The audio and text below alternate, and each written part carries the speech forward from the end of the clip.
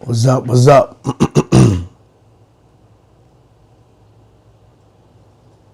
What's poppin'? What's poppin'? What's poppin'?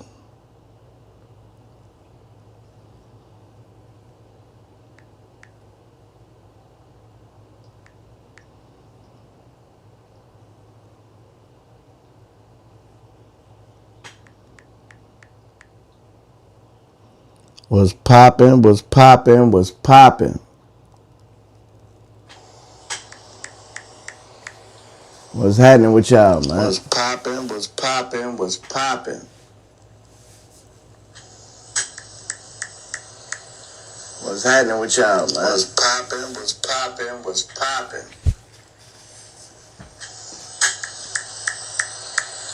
What's happening with y'all, man? What's poppin'? What's poppin'? What's poppin'?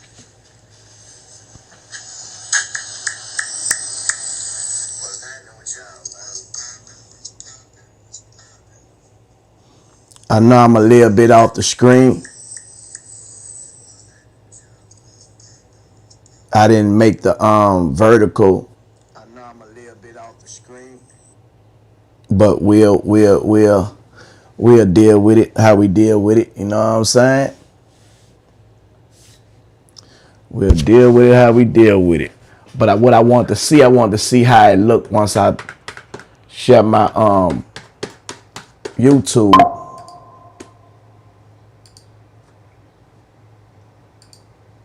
I want to see what it looked like when I share my YouTube screen. I mean, when I share my screen.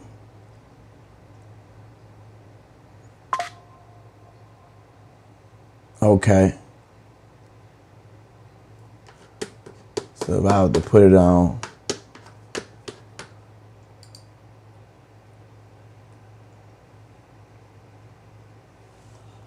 What did it look like?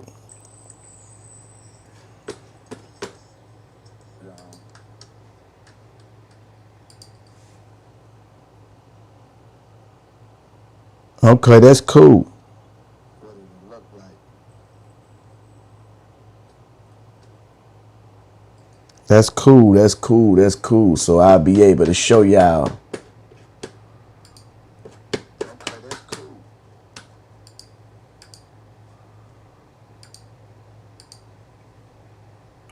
That's cool, that's cool, that's cool. So I'll be able to show y'all. Hotels.com is where you go.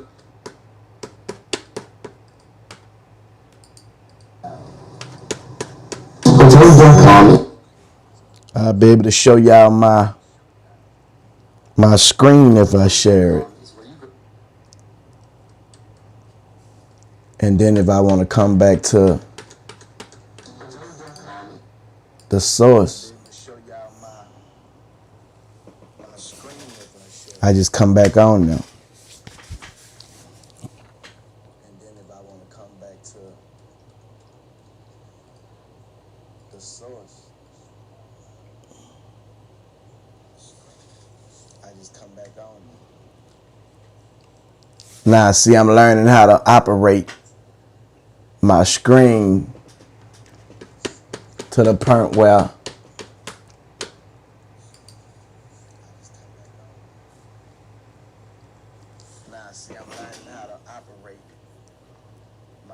it make all the sense for me and for y'all. Y'all make sure y'all hit that like, man. Subscribe to the YouTube channel if y'all not. We almost at 100,000 subscribers.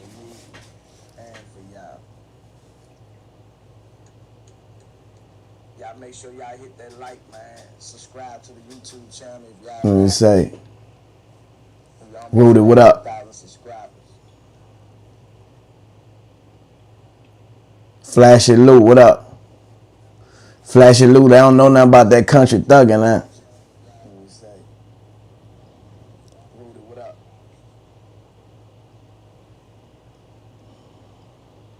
Flashy Lou, what up? Flashy Lou, they don't know nothing about that country thuggin', huh?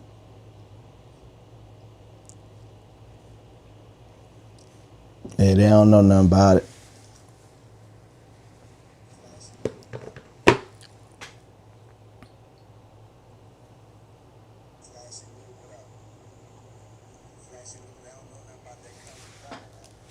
Let me get on TikTok.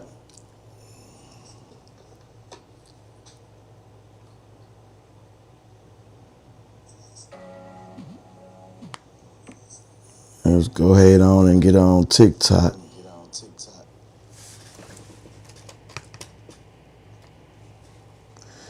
Got to go ahead on and get on TikTok.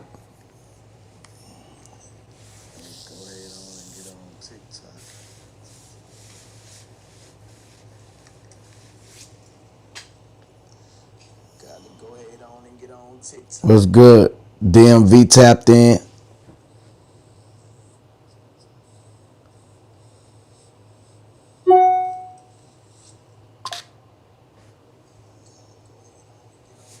What's good? DMV.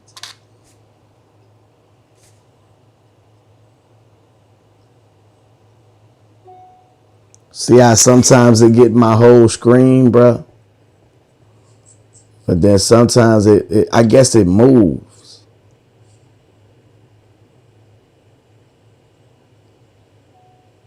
See how sometimes it get my whole screen, bro? But then sometimes it waiting on my cameraman. All up.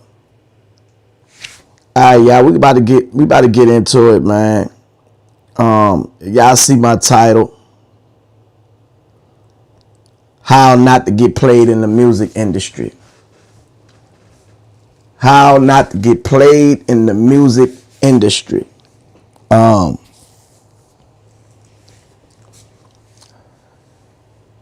want people to understand, bruh, the music business is just what it says. Just like any other business.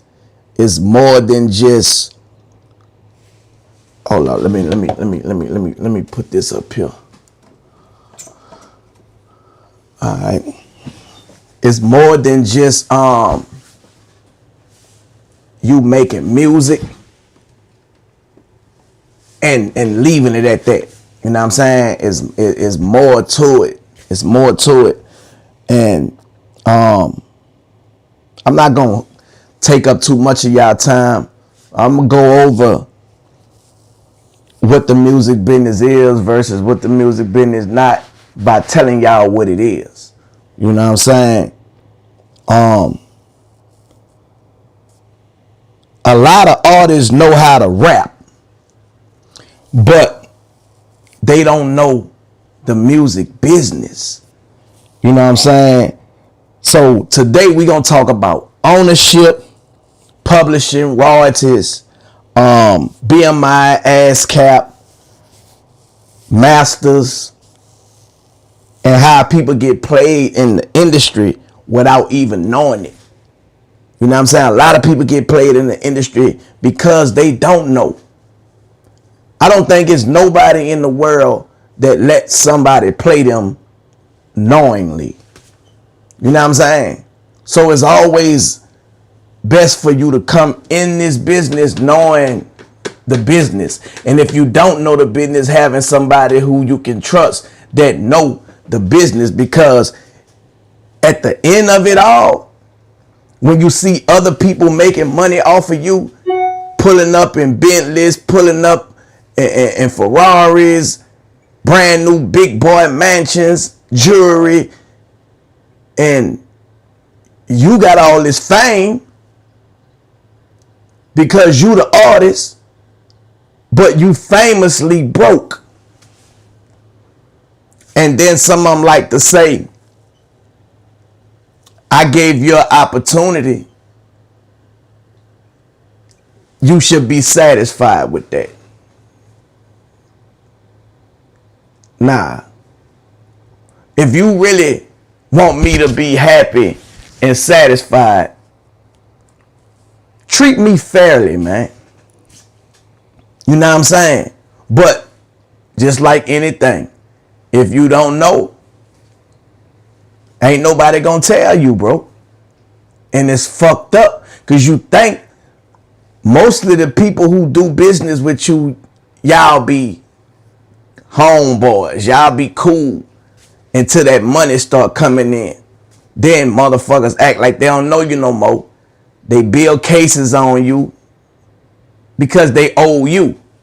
They owe you money, but they gonna build a case on you to make you have motherfucking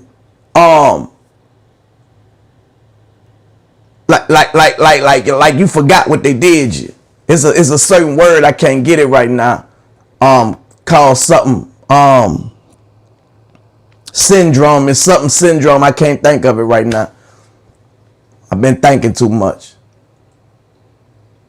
But it's when you start treating them as they the victim. Stockholm syndrome. That's what it is. A lot of people get Stockholm syndrome in this music business, bro, because they know how to make you feel like if I wouldn't have gave you an opportunity, you wouldn't be famous. You know what I'm saying? Okay, well, fuck that. Now I can make myself famous. It ain't no excuse for you to play with my money. And then when you can't play with my money because I want my business right, you get mad. But you act like you didn't know you was fucking me out my money when you were fucking me out my money. Why is you getting mad now that I know the business about what I supposed to have? Why is you getting mad now? Because I know the business about what I'm worth. You know what I'm saying? Why is you getting mad? Because I want to do square business. Because you want to get over. You see what I'm saying? A lot of these people still want to get over on you. They still want to control the bag. Because that's all they know how to do. They know how to get over, bro. Ain't nobody, man, no damn fool no more, bro. Motherfuckers grown, man. So, you know, it's important that you know the music business, man. And there's a lot of people who want to get into the music business without knowing, because they just want to be famous, bro. And guarantee you gonna be famous, especially if you come up with a hit song. You know what I'm saying? You got the master and you got publishing. You got two ways you get paid from your music. From your master recording and your publishing recording. And that's where most of the artists get confused. You know what I'm saying? Your master is the actual sound recording, right? Example, the finished song is a master. The wave file is a master.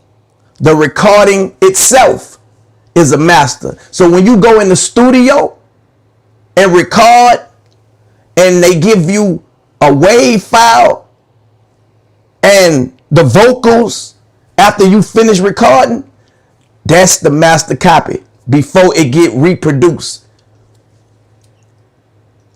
The record label usually claim ownership of the masters because the record label say they pay for the studio time. So whoever paid for the studio time own the masters. That's why you have a lot of record labels owning the studios, because that's a slick way where if they sign with a major record company, distributing company or something, that distributing company cut checks. So say for instance, I'm an artist on ABC record label. If ABC own the studio, ABC can go to EFG, DEF, they can go to DEF and tell them it's gonna cost $50,000 to record this album at their studio. So you think they gonna give that $50,000 to somebody else, or they gonna pocket it if they own the studio and you the artist? So they gonna get that money from the distributing company. The artist got to pay that back, and they gonna own that artist recording when he recorded. So the owner is the one who gonna get the money every time. The artist just gonna get the fame if he don't know the business. So you gotta pay for that $50,000 that the record label, that DEF gave ABC, because that's coming out your recording budget. The record label you signed to ain't telling you that. They getting that money, and then they gonna charge you on the back end as well. The record label not losing no money like they be claiming, bro. Because even when you start doing concerts, some of the record labels putting you in a 360 deal where they getting paid off of your concerts, they getting paid off of your merch, they getting paid off of your features, they getting paid off of everything you do outside of the recording masters. So now they got their hands in everything about you, but they'll give you the fame. They'll let you be famous. It's a lot of people that's famously broke. And when the artists wake up and realize, damn, they be stuck in a contract. That's why you see a lot of artists crashing out, bro. And the record label play like they don't know what the fuck going on, and they put it on the distributing company. They play good out, bad out, act like they don't know what's going on. But then when the artists know what's going on, they get mad. Because you ain't supposed to know the business. And you most definitely ain't supposed to tell somebody else about the business. So we gonna make you look like you crazy. We gonna make you look like you a problem. We gonna make you look like you is everything but right. This what they do. To the point where they'll make your fans turn on you. Because they got the power to control the narrative if you don't know how to control the narrative. They the ones got access to the media. They the ones got access to all these podcasters. They the ones got access to everybody that's kissing their ass to talk about you bad. And if you don't know how to defeat that beast, guess what? You gonna look like the bad guy. You gonna look like the motherfucker that's ungrateful.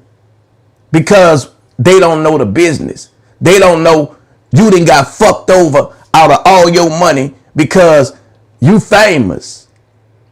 You ain't supposed to be complaining. You famous. Nah, this shit is a business, man. Fuck that fame.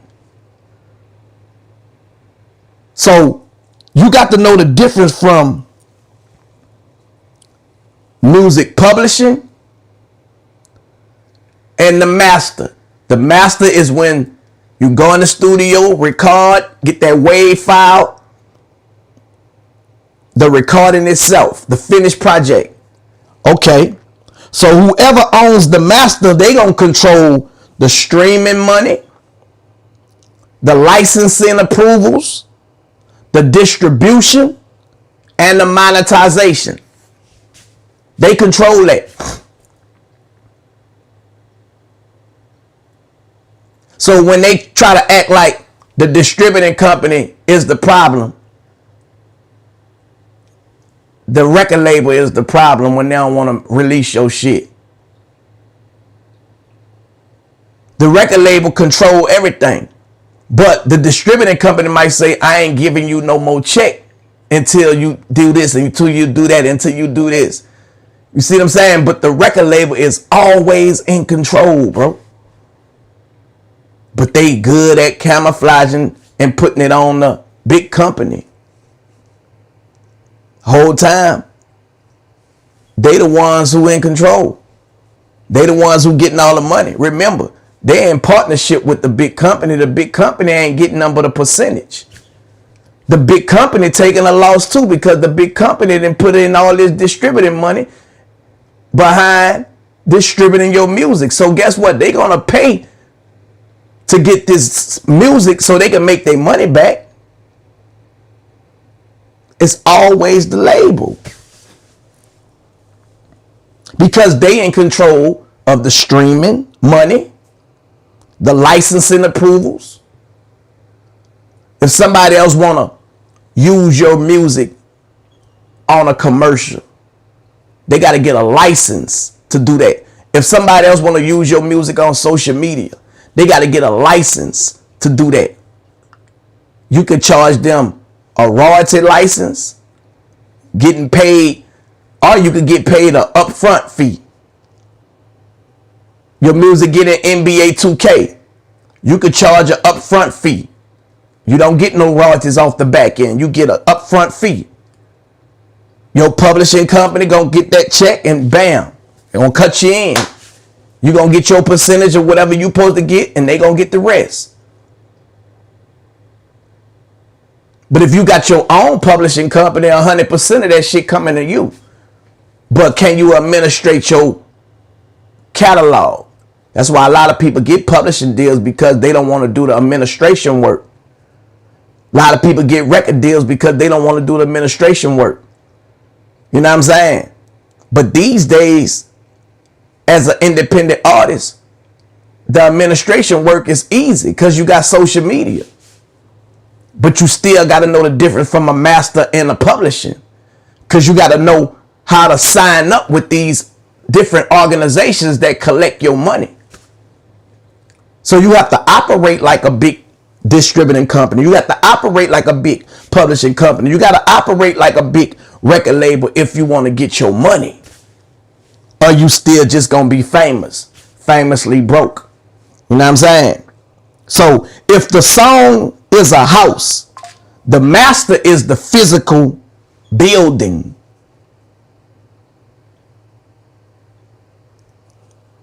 So publishing is the songwriter side. The lyrics, the melody, the composition.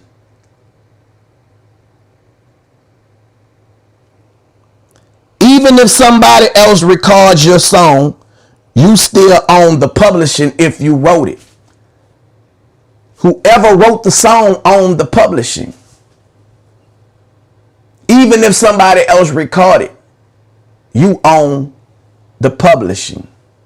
That's why you have a lot of songwriters who are not performers, who in the back end, in the back seat getting paid.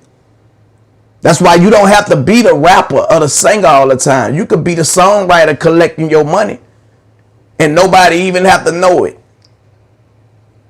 There's a lot of y'all that can write music but can't perform it, can't sing it, don't got the image.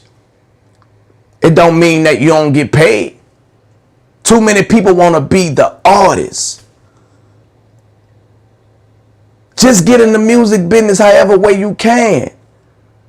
If you a businesswoman or a businessman, you got to go with your strengths.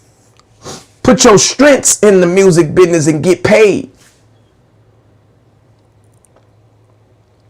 Publishing is the blueprint to the house. So a lot of artists think owning the song means owning everything. Nah, you got two sides. You got the master and you got publishing. You got BMI, you got ASCAP.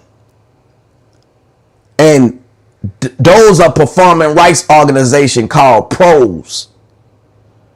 And what they do, they collect the performance royalties of that master recording. So you got the master recording out the studio, the wave file, the recording itself. Now you got the performance of that, how it's being heard or used. And BMI is a different organization outside of your record label who go collect your publishing. So every time your song is played on the radio, it's performed live in any venue, any club, if it's streamed publicly, if it's used on TV, They collect the money for the songwriters and the publishers. So if you're a songwriter, you get 100%. If you're a publisher, you get 100%, which is 200% of the music publishing. Some people got their own publishing company. Some people don't. So BMI, you can sign up for BMI for free. And they very popular in the hip hop community.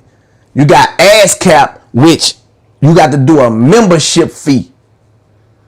You know what I'm saying? But they big also in the music business. They basically do the same thing. A lot of people that I know rock with BMI. I just went to a BMI event the other day. Me and my wife. You know what I'm saying? You want to keep those relationships with people you're in business with. You know what I'm saying? It's a lot of music that I got that I still got to get corrected. And one thing about your publishing, that's digital real estate. You know what I'm saying? If you own it because you wrote it, you gonna get paid off of that every time it's performed. So it's no such thing as that song is played out, that song is, oh, I'm tired of hearing it. Because the more it's played, the more it's performed, the more you get your money. So why stop playing your music? I still got music playing from 20 years ago that I wrote. And every time it's performed, whether I perform it or somebody else perform it, guess what? I get paid for that. Because I'm the songwriter owner. Some songs I own 100%. Some songs I own 50%. Some songs I own 25%. Some songs I own 12.5%. You know what I'm saying? If however many people own the song who contribute to the song, you got to bust it down. It's supposed to be equally. If you doing business with somebody on a straight up and up. So if you ain't signed with a pro like BMI or ASCAP, you could literally be leaving money on the table. If you not signed up and you got music out, it's money that's out there for you that you don't even know. That's just sitting. And nobody can touch it if it's yours. They got songs and they got people that claim people's songs who ain't supposed to be collecting money. That's why you got to hook up with BMI and ASCAP to go get your business taken care of so they can collect your money for you. Then they got other organizations like Song Royalties and Song Trust and Create Music and all these other different music players that can give you advance on your royalties that's coming in. So just like you could go get an advance for a record deal, you could get an advance from being a songwriter too, based on how your song is performing. So if your song have been performing, you making $1 million every 6 months. A company will come in and say, you know what, since you making this money, let me take over that percentage that you own. I'm going to loan you $2 million for percentage and interest. I'm going to control until I recoup my money back, plus a little interest. People make money like that as well. They take that money and they can do whatever they want to do with that money. But if you don't know the music business, you don't know where to go get no money from. People don't be understanding the music business on social media because they don't understand nothing. But if you don't got a lot of people watching you, you ain't making no money. That's how people who don't understand the music business think. Because they don't know the music business. They don't understand how it go. You don't want to be one of those people, man. Because long as your business is together, you're going to always get money. You're going to always get money. And it's real simple now, bro. Nothing is hidden. I didn't know these things when I first got in the game. I had to go through what I had to go through in order to learn. I had to go through litigation. You know what I'm saying? Which is lawsuits, courtrooms. You know what I'm saying? And I hate doing that shit. But business is business. And sometimes you can't get no overstanding by talking. You got to bring in your lawyers and y'all, they figure it out. Sometimes that could create bad blood too. I don't see why, because business is business. If you ain't know and I ain't know, we got somebody that do. Don't expect me to let it go. You done got rich and I'm still trying to catch up. And you want me to let it go because you gave me an opportunity to be famous? Nah, it don't go like that. I know you can't pay me back everything that I should have, but respectfully, let me get going forward what I deserve. And it shouldn't be no problem. But in these days and times, when you get on your business and you take care of your business, it do be a problem.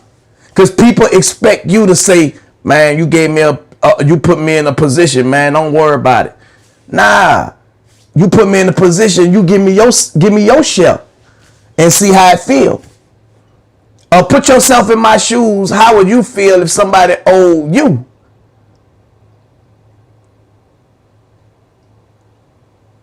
I don't feel like that should mess up relationships because it's nothing personal. Because I learned the music business now. I know where my money at now. You know where the money at? I know where the money at. Let's go get the money together.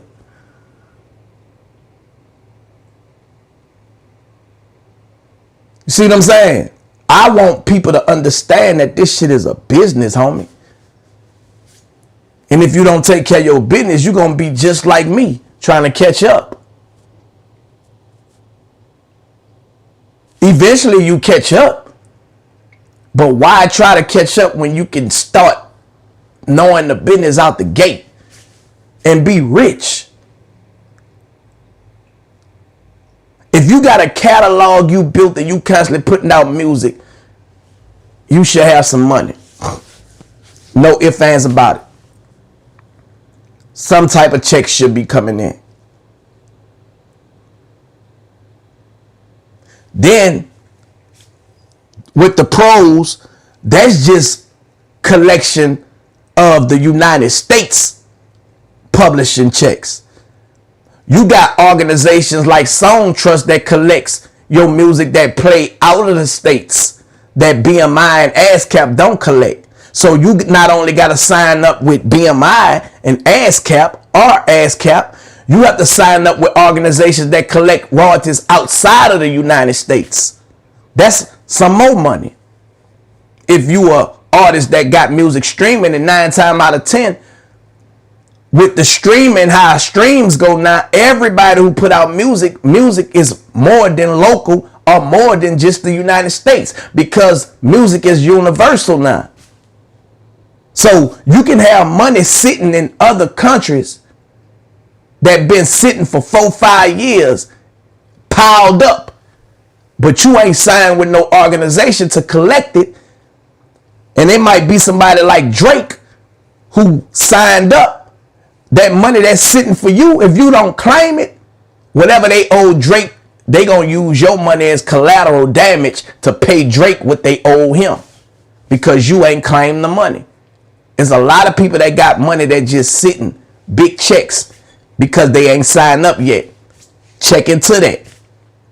They got organizations like the MLC that collect royalties as well. You know what I'm saying? And that's free to sign up with. That's outside of BMI. Y'all main goal should be, what are all the resources I should be connected to in order to collect my money from my masters and my publishing? You get paid from two things in music: your masters and your publishing.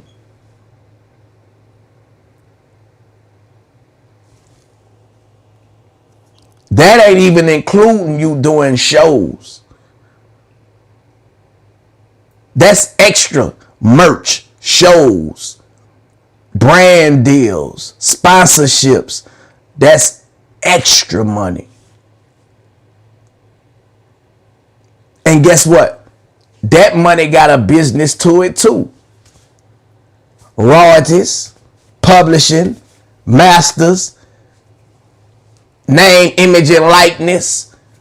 It's so much different stuff that come with the industry. If you don't know the business, you just famous. You just famous. But some people want fame. They don't mind acting like they got this and acting like they got that. And guess what? Some people know that. They'll make you famous, make you look like it all you want. Dress you up, give you jewelry, give you cars, give you a house. And you don't know nothing about the money that coming in that you supposed to have, where you could have bought your own self that shit. Because guess what? They giving it to you and they going to get it back. They just got to keep you looking some type of way so they can make money off of the back end, which you don't know about. So they don't mind making your image look like this and look like that.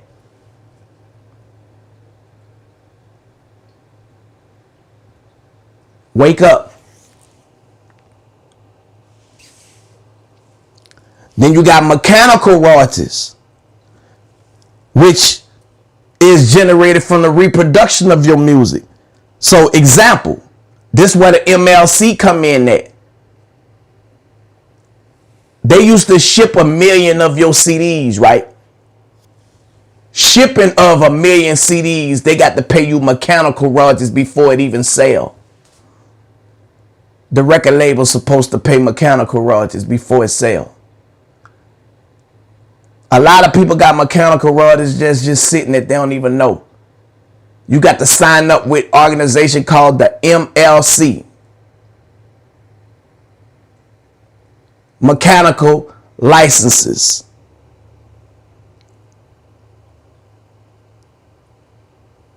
So every time your music play on Spotify, that's a reproduction. Apple, that's a reproduction. Every time somebody download a CD, a vinyl sale, every time that song get reproduced on different formats, you got to get a mechanical royalty for that. And the MLC collects that monthly. Every 30 days, the MLC gonna cut you a check. Every 30 days, BMI gonna cut you a check. Every 30 days, the record label cut you a check. If you not in the red. Now, if you owe, then they ain't cutting you no check. So a lot of people go through record deals not getting no money from the record label because they in the red. But outside of the record label, you're supposed to be getting money from your publishing every motherfucking 30 days.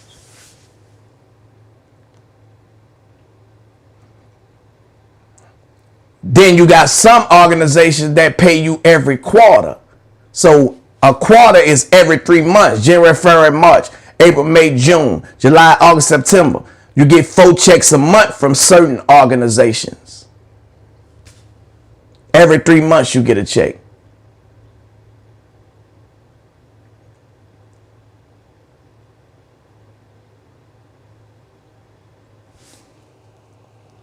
Because of course they got to do they adding up this and subtracting that, and they got to do their books. So every time your music is reproduced or streamed, mechanicals are generated. Every stream create little pieces of money from different sides. You heard me? So you have performance royalties. Them royalties gonna come from public performances. So the radio, concerts, TV, clubs, restaurants, live venues.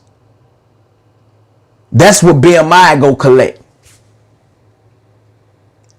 Anytime you hear somebody music playing on radio, somebody performing somebody's shit in the club, they playing and spinning your shit in the club, they gotta pay a license to use that music. And if they ain't pay that license and they playing that music, you can sue them. Copyright infringement. Who gave y'all permission to play my music?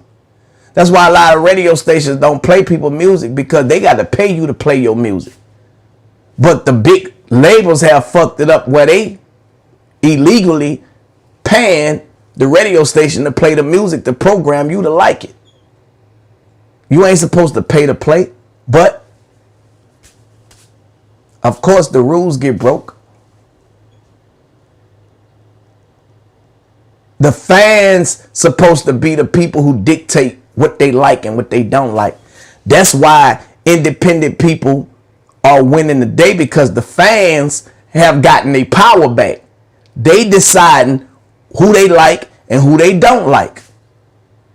And ain't nothing these big companies can do about it.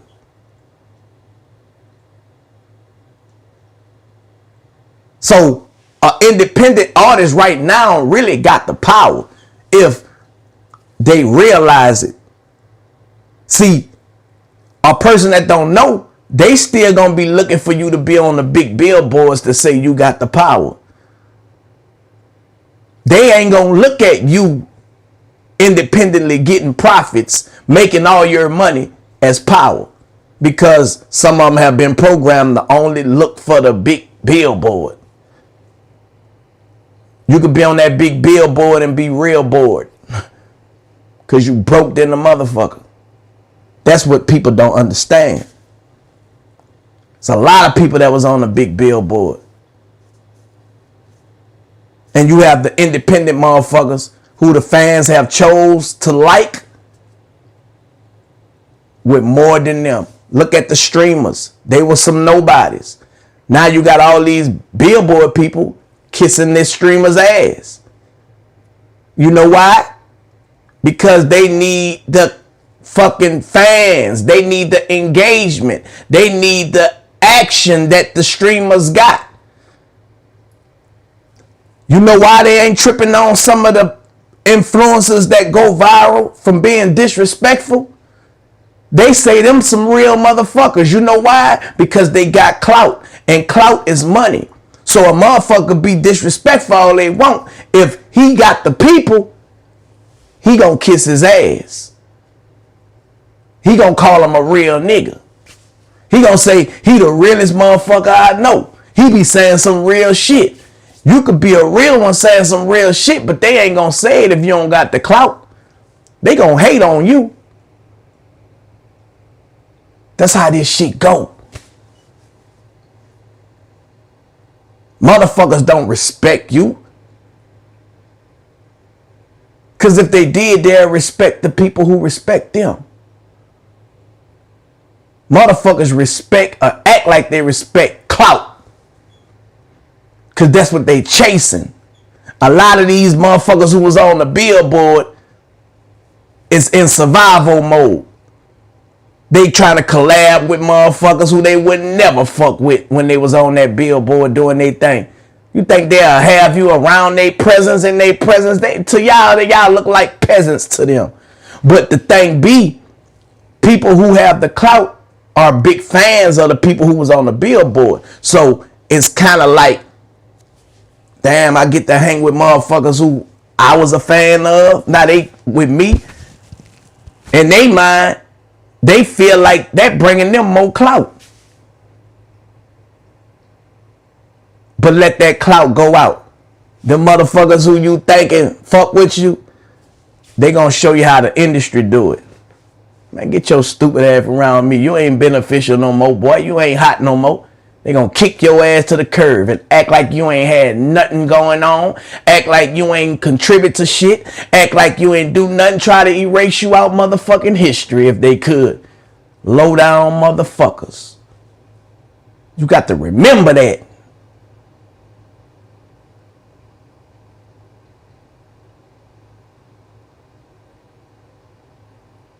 Motherfuckers will act like they don't even know you when you ain't beneficial to them.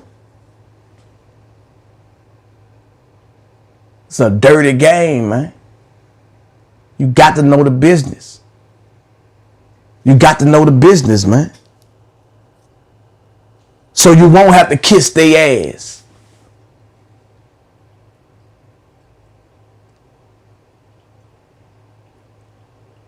And eventually you'll wind up getting that respect that you deserve. Because you stand on what you stand on. But it ain't gonna come easy. You would think a motherfucker will automatically respect you when you respect them. But motherfuckers respect clout. Because clout is money these days, bro. Artists be thinking that streaming is all the money. When they see the streams, sometimes publishing checks outlive that hype. You feel me? You got producer splits. Producer get part of the publishing. Producer get part of the song.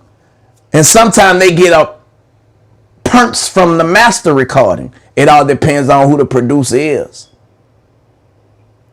So if the producer made the beat and the artist wrote the song or the hook, and you got a songwriter that helped the artist with the verse, everybody get a percentage.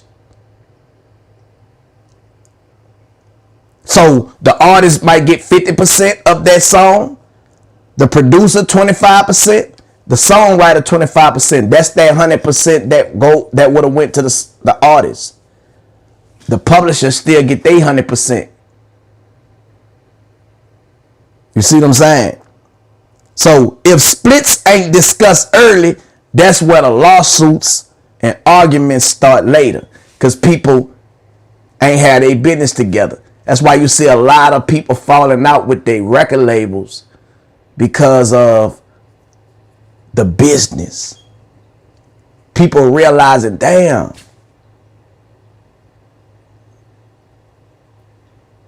I can't do this, I can't do that because this, because that. Damn. And it always go back to if they gave you some money, they want their money back. Plus the entrance. And if you can't give them their money back, then you can't drop no music. You can't do shit. I mean, you could do stuff, but not commercially. And you see a lot of artists crashing out because they feel like, damn, man. They feel like a slave. Like I did all this, I'm doing all this, man, and damn, you gonna hold me back?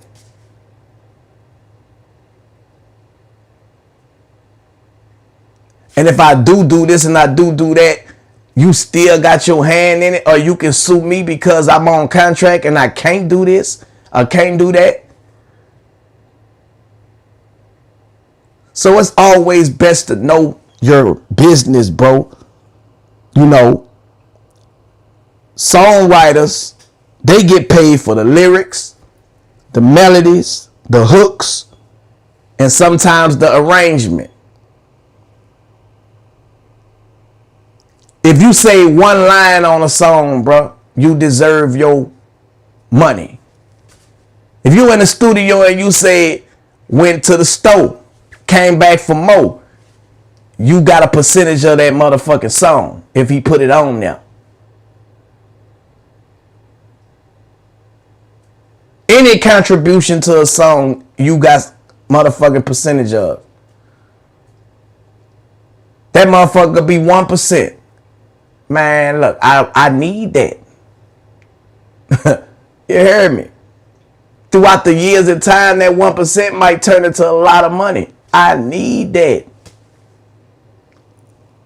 That 1% might be the cause of somebody else who then bought 99% and they need that 1%, and I'm the 1% that they need. They might say, look, man, I want to buy that 1% from you.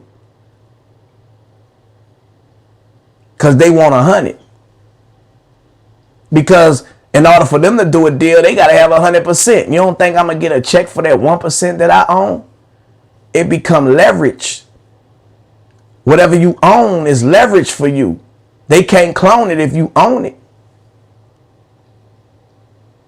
So don't never think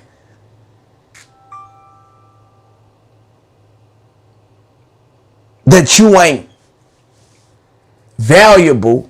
You just don't know where your value at. If you creating motherfucking music, you got value. You just got to know where the value is at. So it's nothing wrong with pushing your music out as much as you can through content, user generated content.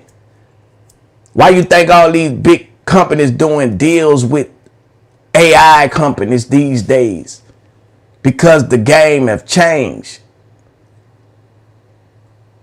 And the AI companies are remaking some of these artists' music, but some of the artists have sold their publishing. So guess what? Yeah, you got all this upfront money, but people who bought the publishing from you, catalog acquisition, somebody acquired your catalog. If they gave you millions of dollars, how much you think they about to make if they gave you that freely?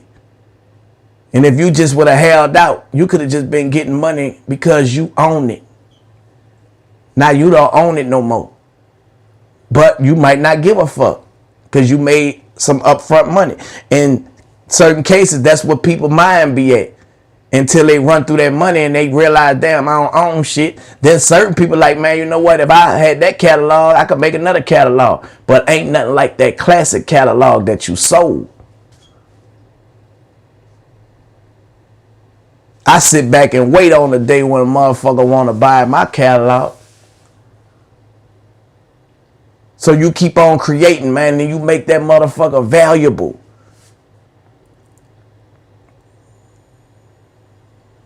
Because it's worth some money. It could be thousands, it could be millions. It could be trillions. But it's worth something.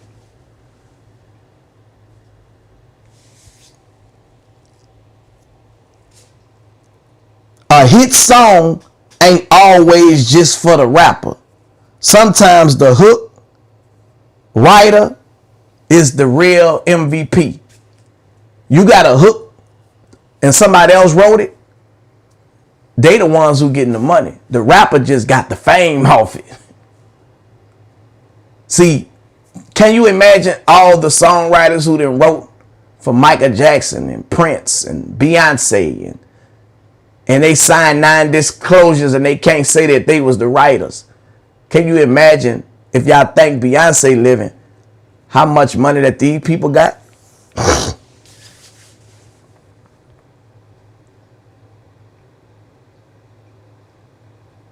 You see what I'm saying?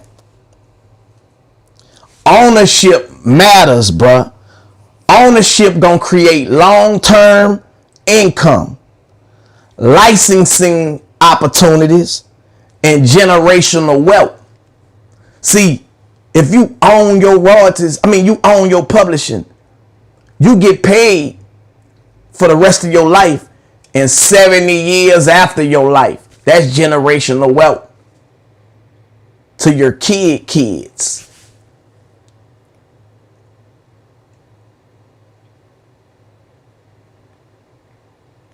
Learn the music business, because fame can disappear. Ownership can keep on paying. You feel me? If you don't own it, guess what? It's over for you. The music business ain't just talent. It's paperwork, ownership, publishing, branding, and understanding where the money really flow at. So don't just be out here chasing views, bruh. Make sure you chasing ownership.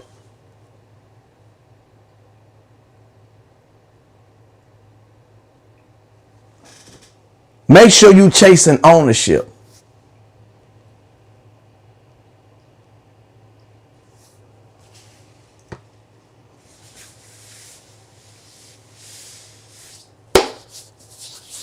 Look like I'm froze on my Instagram. Yep, I'm froze on Instagram. So yeah, with that being said, you gotta pretty much have bread before you could go in. These days, bro, you gotta have a mind. You gotta be able to think. You gotta know the business.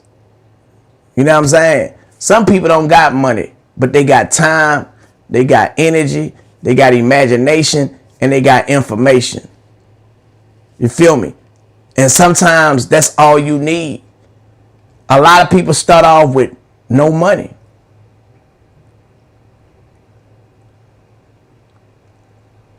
There's a lot of regular people who ain't have no money, but they knew how to think and grow rich.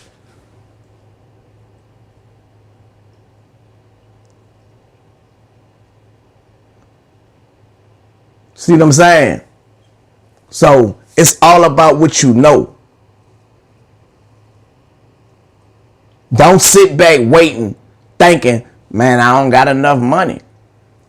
If you thinking like that, you ain't gonna never start nothing. You gonna always procrastinate. You gonna always procrastinate, bro. If that's the way you thinking. You know what I'm saying?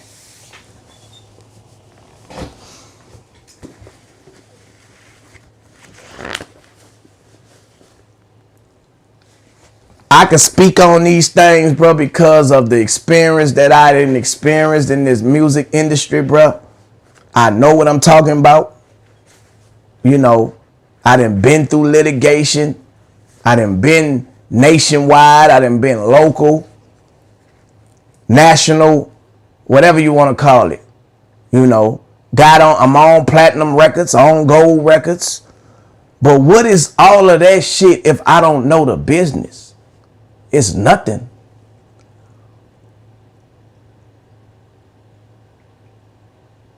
You know what I'm saying? It's nothing. Fuck a plaque. A person I can show you that platinum plaque. But if it ain't, I don't know the business, that's just a fucking trophy. If I don't know the business, that shit just a trophy. That shit is just like people on social media. Yeah, they got views. They got this. They act, look up. But do they know the business? Do they know how to monetize the views that's viewing them? Or somebody else getting the money from the people that's paying attention to them as content? And you know what the answer is? A lot of people are on social media famous, but guess what? They ain't making the money because they don't know where it come from. They don't know how the money flow.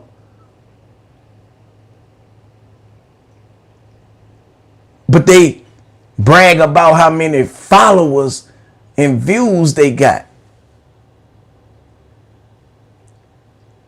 How much money you got? What do you own? Do you know that the content that you got is yours to keep and you can license it and do whatever you want to do with it? But do you know how to take the content and turn it into a funnel where you can get money off it?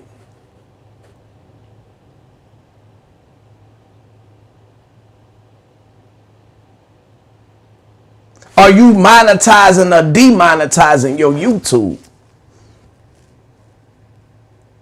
I tell you what, if you doing all that cursing and disrespect, you ain't making no money. You just getting a lot of views. You might be making money through the people who are entertained, but in the long run, that shit gonna wear out. You got to know the business, dog. Sometimes it take you to not cuss, be advertiser friendly if you want to get some big money. If you want to take it to the next level. It's certain things you got to work with people that you don't like. Because business is never personal. You have to be a person who have evolved to be able to see something that's beneficial with somebody you don't like and still be able to do business with them because it benefit, because it makes sense. That's not selling your soul. It's a lot of people who do business with people that they don't like. It's nothing personal. You think everybody on your 9 to 5 like you? If you do something wrong with you. Now they realize, man, look, I'm going to do what I need to do to get my money and then I'm gone. I don't need your phone number. I ain't trying to hang out with you. It's respect. I don't got no disrespect towards you. Let's get this money and that's it. Or suffer. Some people got so much pride to where, man, I don't want that money. But soon, when they don't have no other choice, guess what they gonna want? That money that they could have been getting. But they had too much pride to get it. It's money there. So I move with no pride. It's nothing personal. It's not you kissing ass. Business is business, homie. And I have learned that a lot of people not gonna like you. So fucking what?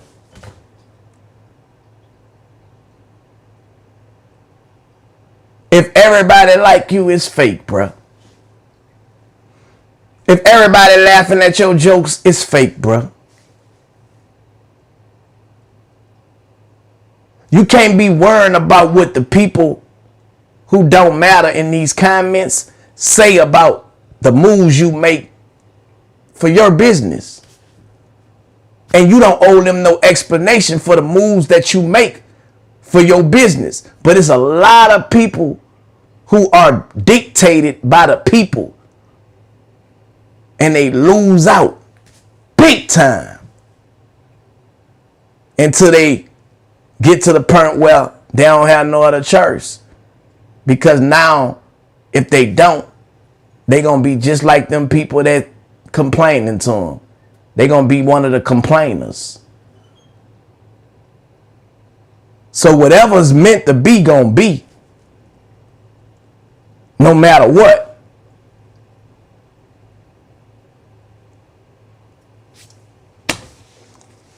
Man, love who love you, man. Don't have no high expectations of people. Because they'll let you down. Real talk. People will let you down every time. Look like I'm froze on my Instagram. Let me check.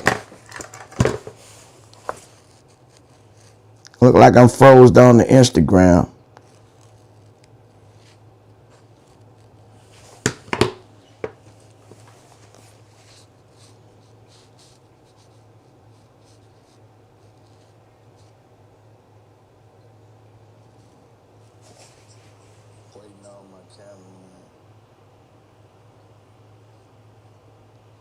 I'm froze. Y'all can see me?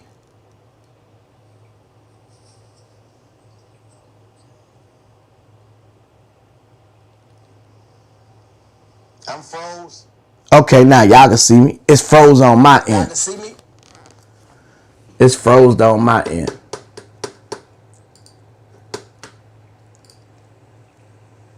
It's froze on my end. Okay, now y'all can see me. It's froze on my end. It's froze on my end.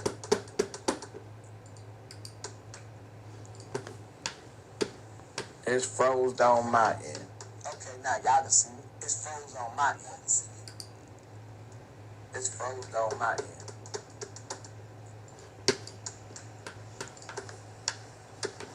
It's froze on my end. Okay, now y'all can see me. It's froze on my end. It's froze on my end. So yeah, bro. We gonna get into this guerrilla marketing. We get into this guerrilla marketing, bro. So I wanted to share the stuff about the music business, bro. Because there's so many people that's in it but don't understand it. Don't know where the money flow from it. You know what I'm saying? And it's sad because everybody want to be in the music business. Everybody want to be in the music business and don't know it. How you want to be into something and don't know it? That's crazy to me.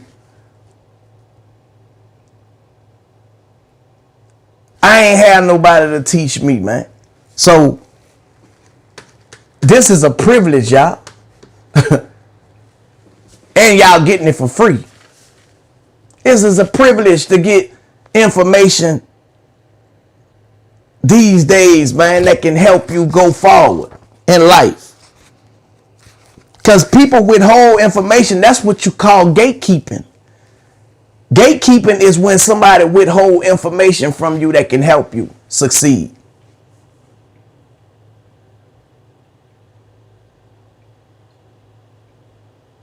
You heard me? So if anytime somebody giving you valuable information, don't have it in your mind, they think they know everything. Because some people think like that. They think they know. They think they know. If they thought they knew everything, they wouldn't be sharing shit with you. Because I know everything. It ain't nothing that you need to know. I know everything. I don't want nobody else to know nothing. I know everything.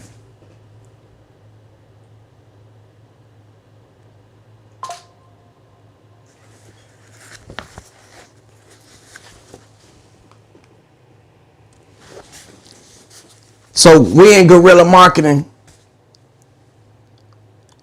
developing truly creative marketing.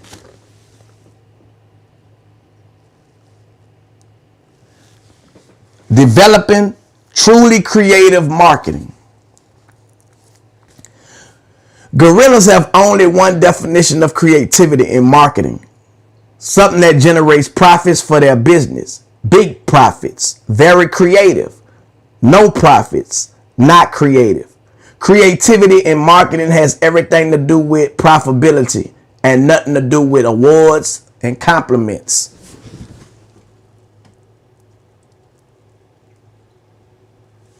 Got to get that TikTok right. It's true that the most enjoyable aspect of the marketing process is usually the creativity that's involved. And if you want to make your small business big, you should realize that creativity applies to every aspect of the process.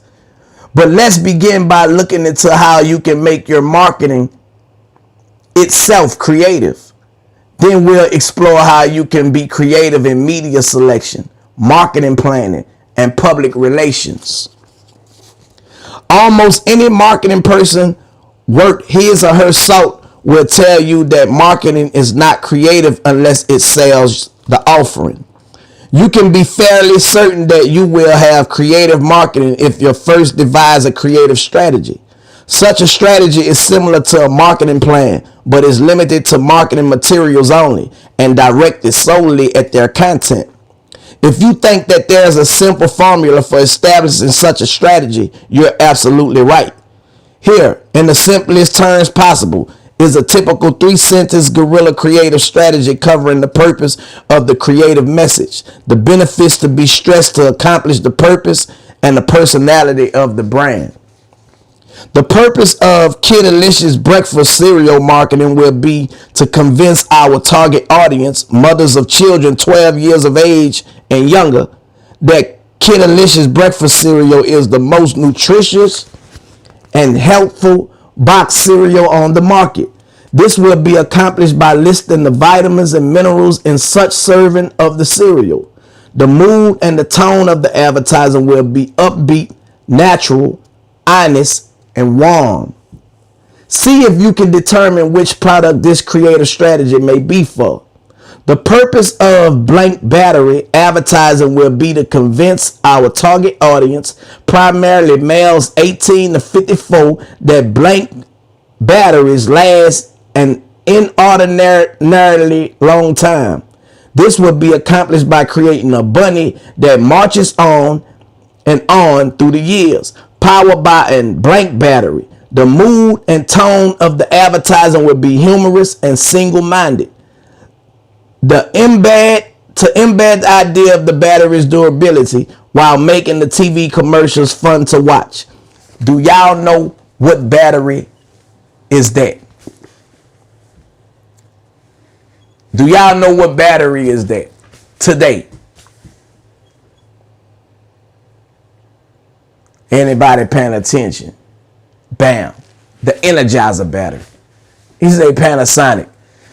The Energizer, right. The Energizer battery. You know what I'm saying? When you create your marketing program, your first step is to write a simple creative strategy, such as Eveready's Energizers may have done to focus on durability. Practice first by writing creative strategies for current advertisers. Pick a newspaper advertiser, a television advertiser, a website, and a direct mail advertiser. Then compose 3-sentence creative strategies that apply to each of them. Do the same for your competitors. This will guide you in establishing your own positioning and prevent you from imitating other marketing campaigns. After you've devised your strategy, one to which you've devoted much time and thought, you can embark on a 7-step program to assure yourself of successful marketing. Let's check all 7 steps. Any business, you as a brand, you as a person that got products, services, must be marketed. If you're not marketing and promoting, then you won't make a sale. And if you don't make the sale, you can't scale. See, some people can make the sale, but can't scale. Some people can't make the sale. You know what I'm saying? You got to have the marketing, like why you do what you do. Why and how you going to make people tune in and tap in and start to believe what you doing is beneficial to them. How can this, what I'm doing, help you? People gonna support you based on what they getting out of it. You know what I'm saying? So at that point, it's not about you. You gotta satisfy the 5 senses of a human being in any business. And if you're not good at that, you gotta hire somebody who can. You might just be the money man, the money lady. But when you know how to do these things yourself, you're a guerrilla marketer. In my case, an untamed guerrilla marketer. You see what I'm saying? And these days, a lot of people have had no other choice but to do it themselves. But social media have made it so easy for people to be able to market and promote, sell and scale. But you have some people that just still ain't figuring it out because they not on social media minding the business that pays them. They on social media to mind your business.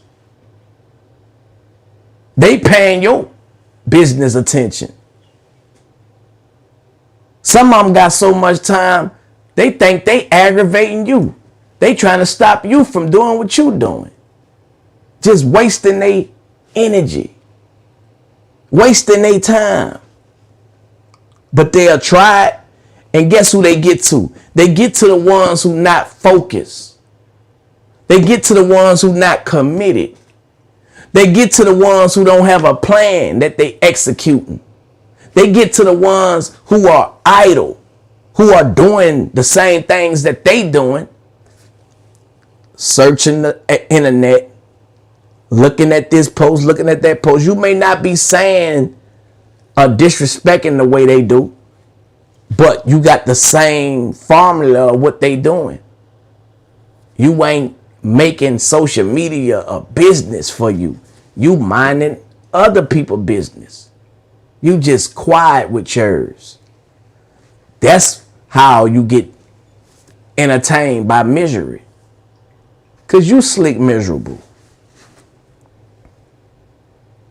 Silently. You know what I'm saying? You got to stay focused, man. And hit it. Number one, find the inherent drama within your offering. After all, you plan to make money by selling a product or a service or both. The reasons people will want to buy from you should give you a clue as to the inherent drama in your product or service. Something about your offering must be inherently interesting. Otherwise, you won't sell it. In Kittylicious breakfast cereal, it's high concentration of vitamins and minerals. Translate that inherent drama into a meaningful benefit. Always remember that people buy benefits, not features. People do not buy shampoo. People buy great looking or clean or manageable hair.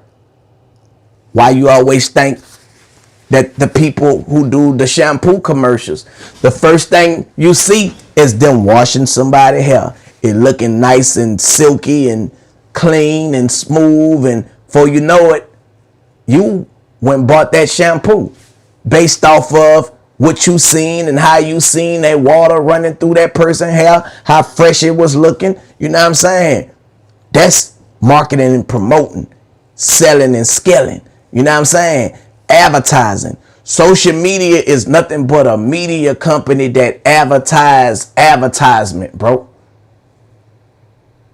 But you got to ask yourself, is somebody willing to advertise with me with the content that I'm providing? Is this content that I'm putting out advertiser friendly enough for somebody to get in my DM and say, how much you charge for this? How much you charge for that?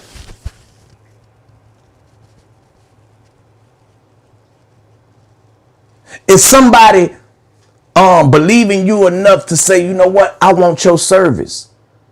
I want to do a feature with you, bro. Can we do the video too? I want to come on your podcast. Bro, I want to buy your book. Bro, I want to buy some of your seasoning. Bro, I want to have a consultation with you. Bro, I want to book you for a hosting. Bro, I want to book you for a show. See, that's what I'm trying to let some of y'all that just be running y'all mouth understand is bigger than what you think not going on. Mind the business that pays you, and maybe you'll figure it out. You won't be minding other people's business trying to tear them down. You see what I'm saying? Oh, you got a YouTube channel? You monetizing that? Oh, your content that you putting out, you monetizing that? Oh, you doing all kinds of ways. Once you figure it out, you will be paid. But you got to understand where the money flow at. Don't y'all know people are rage bait? just so they can get in the algorithm, because the algorithm don't know no love or hate. The only thing the algorithm know is engagement. So the more people is talking about you, your name is out there in the algorithm. And guess what? People who don't like you, they get to see it. That's all they see is you. That aggravates somebody that don't want you to win. They don't want to see you. They don't want to see you.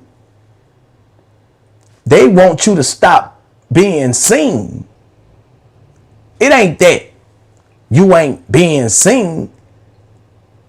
You being seen too much and they don't like it. So it be reverse psychology.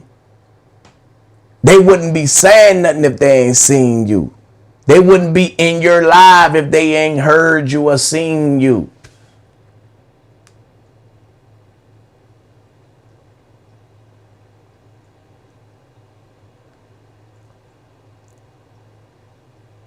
The algorithm don't know no love or hate.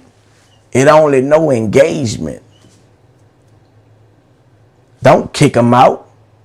They engaging. Don't block them.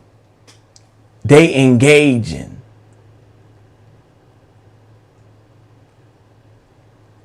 The algorithm don't know no love or hate. You get paid off of engagement. See, if the haters knew better, they'll stop helping you get money altogether. They wouldn't say nothing to you, won't tune in, be all the way tuned out. But you know why? They can't, because they got to watch what you doing. They got to. It'll hurt them not to watch you do what you doing. Even more than it hurt them watching you doing what you doing.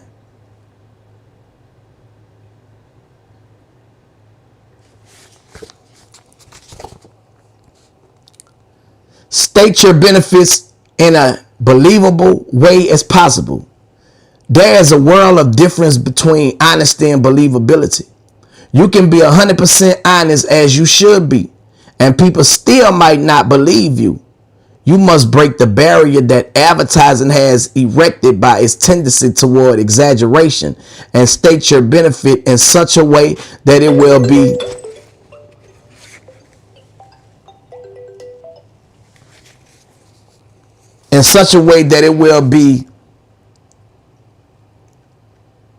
I'm on live, man. You must break the barrier that advertising has erected by its tendency toward exaggeration, and state your benefit in such a way that it will be accepted beyond doubt. The company producing Kiddalicious breakfast cereal might say a bowl of Kiddalicious breakfast cereal provides your child with almost as many vitamins as a multivitamin pill. This statement begins with the inherent drama and turns it into a benefit. The word almost lends believability. Now, some people might say, damn, they lying. They just over exaggerating. This ain't gonna do this. This ain't gonna do that. Bro, the benefits got to be stated in order for you to make the sale. And sometimes your honesty and you telling them, man, this will do this and this will do that. In their mind, when they get it, guess what it did? Just what you said. Because they believing in it. The things you believe, it don't matter. If a person believe in you, nobody can tell them shit about you. That's why when some of these rappers be getting caught up in their lies and all they whatever they got going on, they got fans that believe in them. No matter what you show them, they not gonna go against what they believe. Understand that. So your main thing is to stay connected with your fans and not distracted by the people who trying to stop you from having fans. Because those are the people who believe in you. The haters mad about that, bro. See, I had to learn all this stuff that I'm reading to y'all. I learned it. And I use it. And I operate in this information so I could keep on growing. I can't forget the stuff that I know. Because if I do, then I fall victim. And I give in. It's an everyday fight, but you fight a lie with the truth. When the devil came to try to tempt Jesus, he ran him off with the truth of what he knew. But the devil was trying to twist the words because he knew the truth too. See, a person that lie on you know the truth too, so that's why they know how to lie. Because they know the truth. But when they are a deceiver and a low-down individual, they know how to camouflage the truth with a lie and make people who believe in them believe that they telling the truth.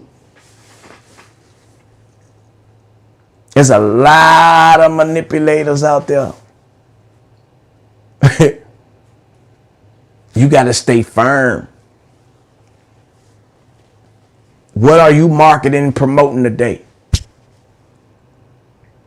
Me as a brand, me as a man, me as a family man, a businessman. That's what I market and promote. That's what take care of my family. And it's an everyday job. 24/7. I don't get off. You hear me? But it's all the same formula, bro. Because business is business. Either you doing business or you minding somebody's business. You know what I'm saying? Get people's attention. People do not pay attention to advertising. They pay attention only to things that interest them. When you have people buying advertisement, right? How many times you just pass that ad up? You don't look at the damn ad. But if I was a company that get paid from you buying advertisement with me, you know what I do? I find a way to pay people who watching ads to watch the ads for pay. So I can continue to stay in business with people who buying advertisement space from me. But the only way they gonna continue to buy advertisement space from me, they phone got to be ringing. They got to get something out of the advertisement with me. If they phone not ringing or they not making no sale and they not scaling, eventually they gonna stop advertising with me because I'm doing them no justice. They wasting money. See what I'm saying? Bro, learn this part, you'll never be broke. Never be broke. It ain't nothing you won't be able to do.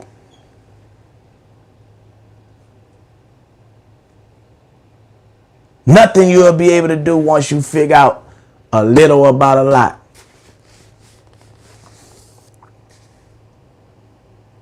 Get people's attention.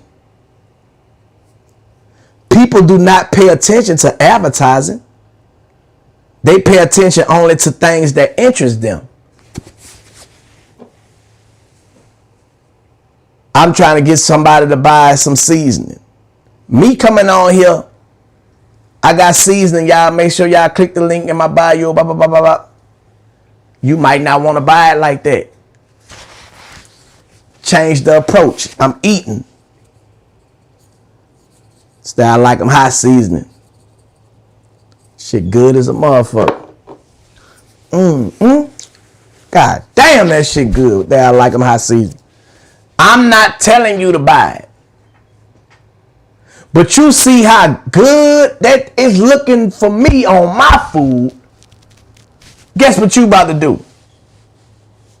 Man, I want to get some of that shit. I want to see what that shit hitting for. Because I didn't demonstrate it. I didn't showed you. I didn't illustrate it and demonstrate it. You know what I'm talking about? I ain't tell you what to do. I showed you what to do. Sometimes people don't like being told what to do. You know what I'm saying? So sometimes you got to show people what to do. Can you do both? I'm just saying. Sometimes people find those things in advertising. Therefore, you must grab the attention of potential customers and spark their interest. Be sure you interest them in your product or service, not just your advertising. I'm sure you're familiar with advertising that you remember for a product you do not remember. Many advertisers are guilty of creating advertising that's more interesting than whatever it is they are advertising. You can prevent yourself from falling into the trap by memorizing this. Forget the ad. Is the product or service interesting? The Kidalicious company might create an interesting image by showing a picture of two hands breaking open a multivitamin capsule from which pour flakes that fall into an appetizing looking bowl of cereal. In the background, a kid licks his lips in anticipation. Motivate your audience to get involved. Tell your audience to visit the store, make a phone call, fill in a coupon, write for more information, ask for your product by name, visit your website, or come in for a free demonstration. Don't stop short. To make guerrilla marketing work, you must tell people exactly what you want them to do.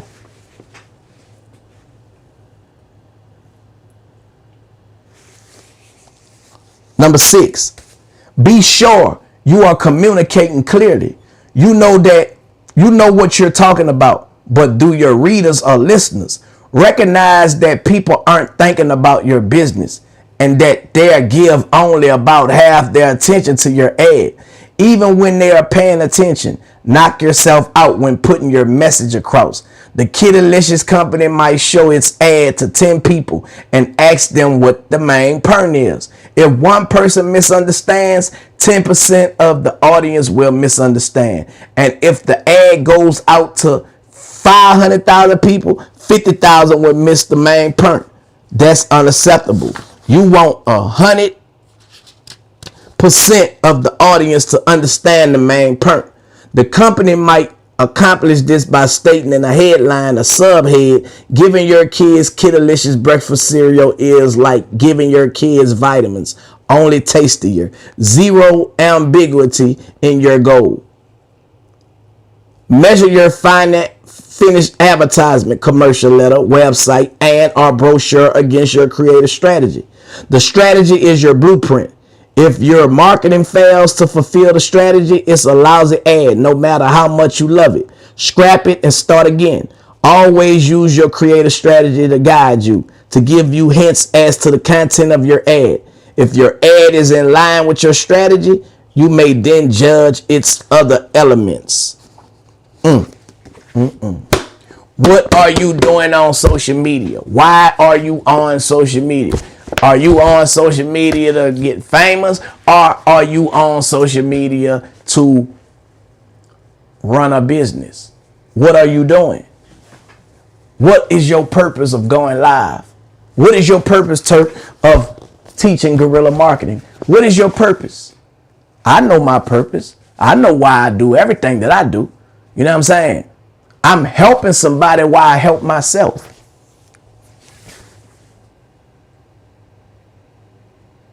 I'm creating content. I'm giving game to y'all about content. I'm monetizing. I'm giving game to y'all how to monetize. I'm making money. Now, I don't know if y'all making money, but if you taking heed to the things that I'm telling you and I'm showing you, I'm illustrating, demonstrating, and conversating, you should be making money too with whatever you doing.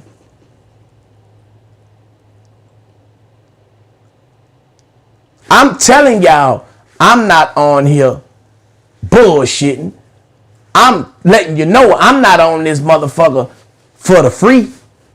No, I don't have time to be on this motherfucker for the free. This ain't free. It ain't free.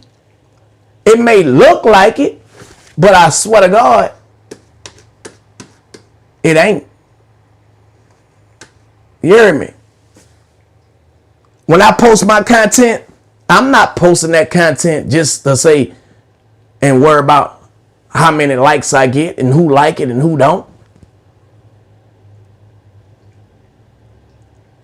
I'm posting to stay in the algorithm because the algorithm gonna pay me, even if you don't. So you have to know the business. Why you do what you do? Do you got a strategy? Is it a formula? Or are you just willy-dilly? Are you just doing something because you see somebody else doing it?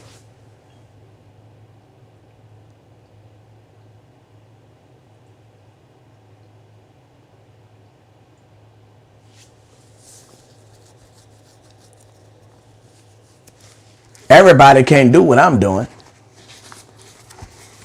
You hear me? Some people scared to try to teach. Some people don't know how to speak. They don't know how to teach. They don't even understand what they reading. They don't know how to break it down.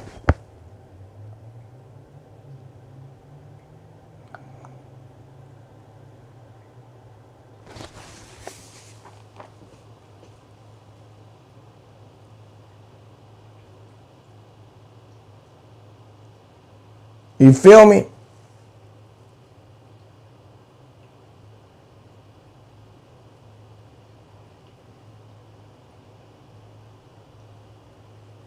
You talking about multiple wives and all that.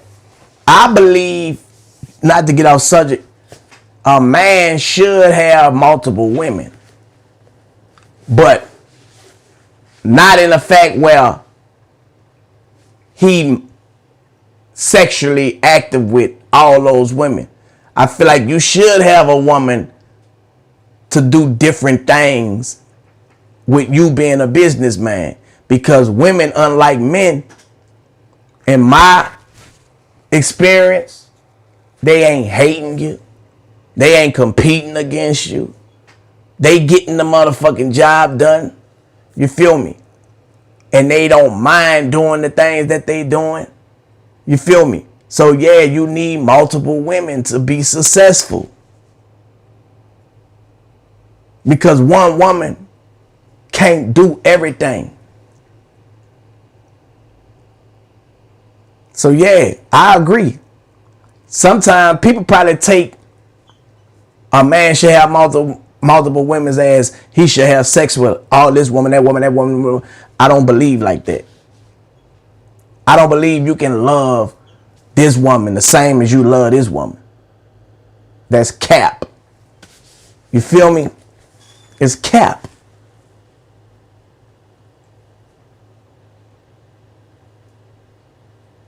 But, you know, just to answer that. Yeah, man. But some women just, they don't care. I think they got low self-esteem to care. I'm going to do what I need to do to please you so I can feel some type of way. It's fucked up, but it is what it is.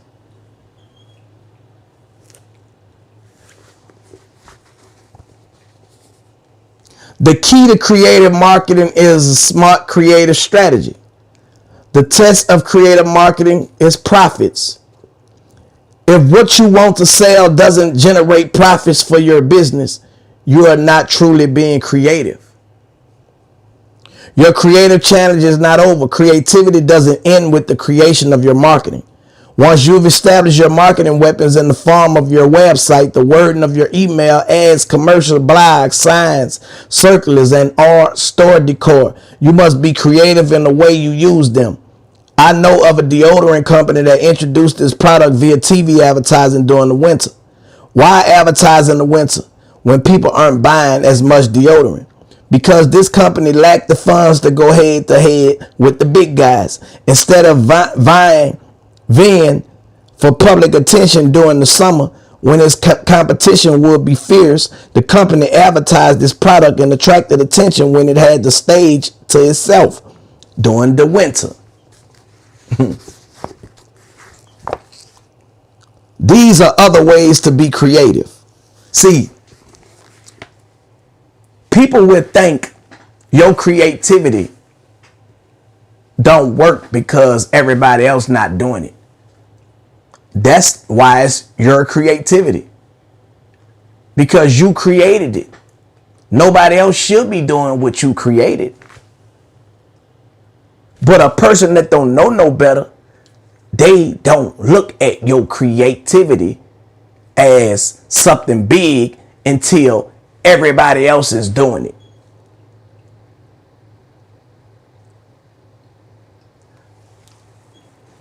That's dumb to me. I can look at somebody who be creative and do something and be like, man, that shit gonna be big. Because I'm a creator myself. People don't see your creativity as something that's gonna be big because they don't know how to create. And why listen to people who don't know how to create? They don't even know how to create an opportunity for themselves. They too busy living other people's lives. They compare you to other people, not to them. You be noticing how people that hate on you always compare you with somebody else. Not with their life, but to somebody else.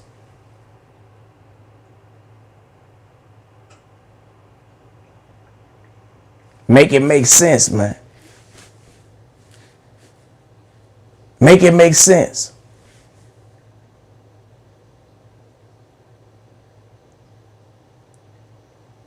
They can't compare you to them because there's no comparison. For real, for real. And they know that. They know that. The question is, why do you get on their level when you know what you know?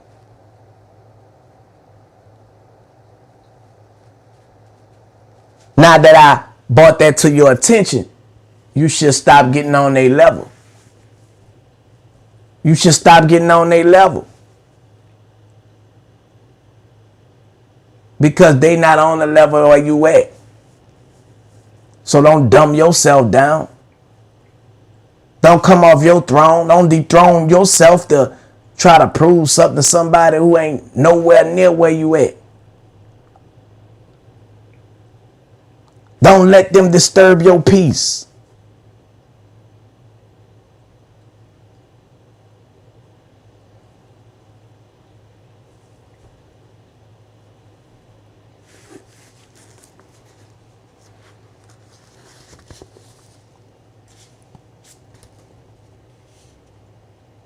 There are other ways to be creative. Have your personal letters hand delivered or send them via express mail, Federal Express, or via an out of the ordinary delivery service.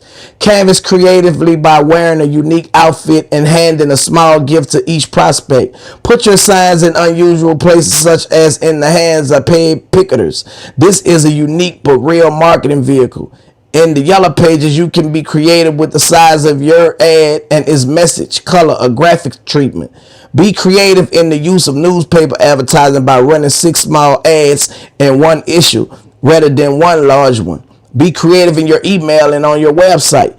If your advertisement generate profits for your company, you're succeeding at being creative. If not, you've got more work to do. Is your advertisement generating profits? Is what you doing on social media generating profits? You know if you making profits. Whatever you making profits on social media, that's what you need to commit to. That's working for you. You found your niche. You found your audience. Now target the audience you profit from. Your whole thing while you on social media, you trying it out. You trying to figure it out. You trying to figure where your crowd at. Where the people who gonna support you and continue to support you, where are they at? What age group? Are they men? Are they women? Are they both? You see what I'm saying? Once you realize that your content you just posted last week made you $200, make some more content like that. You see what I'm saying? Your audience gonna tell you what you should be doing, bro. But you got to pay attention to where you making profits. And if you ain't making profits, stop it. Straight up. You're wasting time. You're wasting time, bro. Whatever you make is something that you didn't have. That's a profit.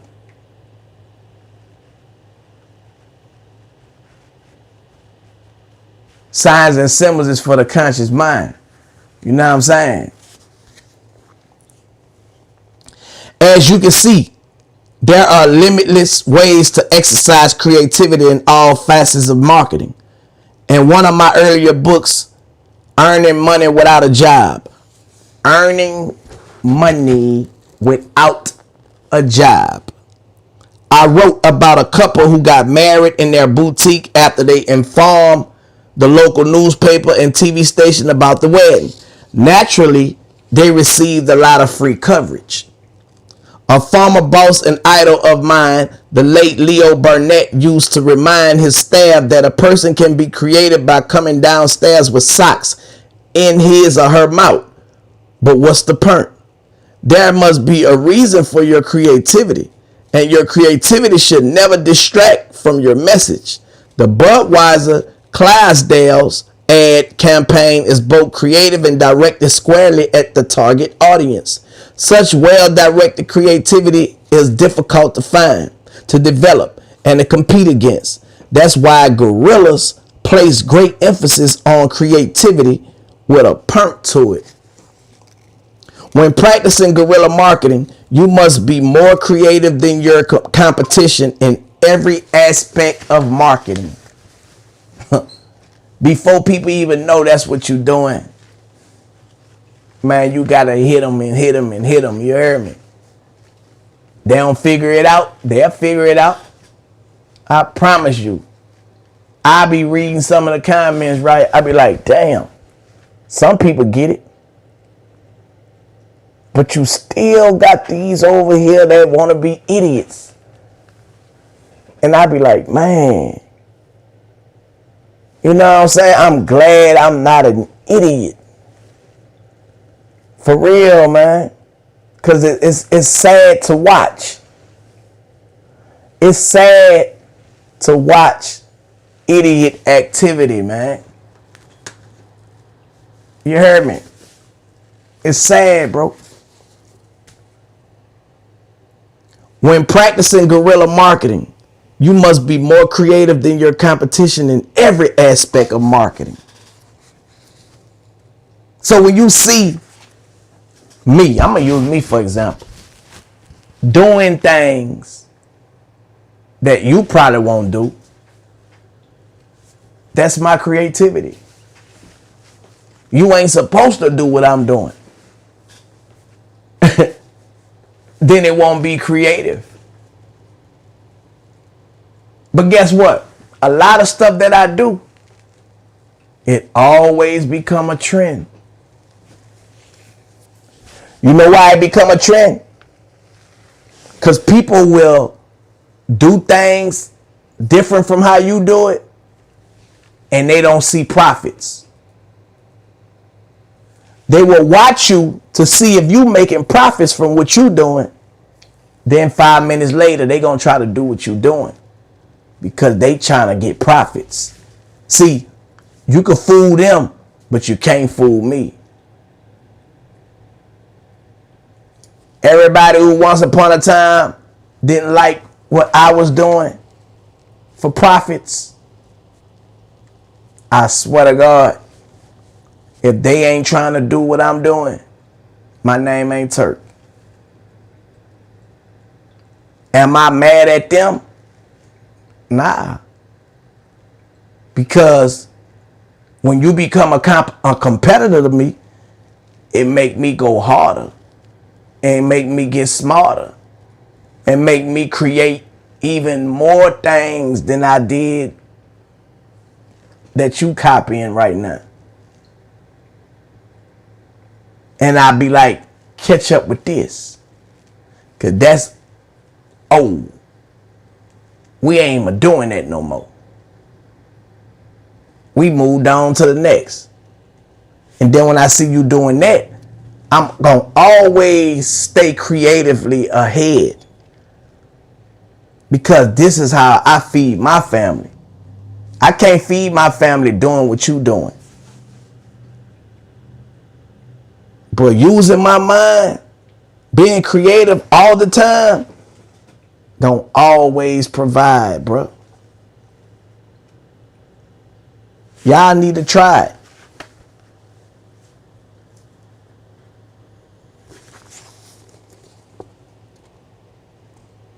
Be sure that you create your marketing plan properly, intelligently, clearly, creatively, and consistently. Then you can assure yourself that you are successfully marketing your product or service. You don't have to know how to write or draw to be creative. All you have to do is supply the creative idea. That's the ticket right there, the idea. You can always hire someone to write or draw for you, but it's not easy to hire someone to be creative about your business for you. That task should fall to you, and you should revel in it. Let's look at a few examples: creativity in action. A CPA wanted to create more business, so he wrote a tax newsletter and sent it every 3 months, free of charge, to a long list of prospects. By doing so, he established himself as an authority and dramatically improved his business. This isn't an earth-shaking act of creativity, but it was an extremely successful plan. A waterbed retail store wanted to cast off its counterculture identity, so it relocated to an elegant shopping center, required its staff to dress impeccably, and hired a man with a strong, intelligent voice to serve as the announcer on his radio commercials. The results were excellent. A jeweler wanted to attract attention to his business during the holiday season, so I had to stop. Before you start advertising or doing anything for your business or whatever you're doing to make some money or profits, you got to know your end game. You got to know why you doing what you doing. Because if you don't know why you doing what you doing, when them naysayers come and try to distract you, it's going to be easy for you to stop doing what you doing, bro. You feel me? You know why you posting that certain post that you post. You knew it before you posted. I know why and what this post gonna bring. I'm the one who posted. Don't you think people be so slow to y'all Don't y'all think if he ain't want y'all to talk or say this, he wouldn't have posted that? But some people be blinded with so much hate, bro. They won't believe what they believe. You hear me? This man that made y'all engage on something that he ain't even thinking about. Engagement pays algorithm. Nah, algorithm pays. Engagement causes the algorithm to pay. Oh, yeah, they talking over there. Oh, let me push this to some more people, because if they talking right there, they going to talk some more.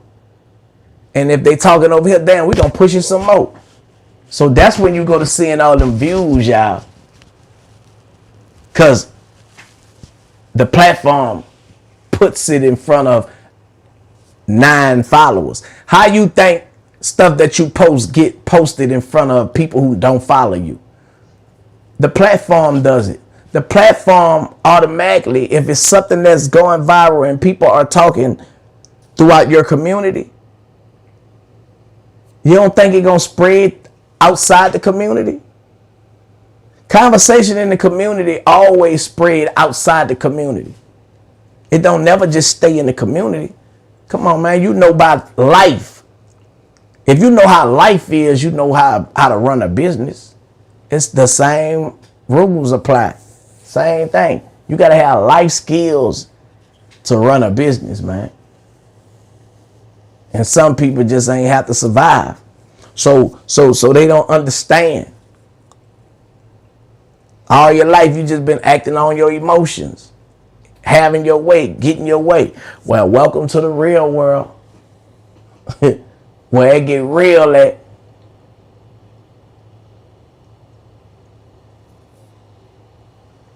Y'all make it with y'all relationships and y'all family. Y'all know. Hold on, let me see what you say.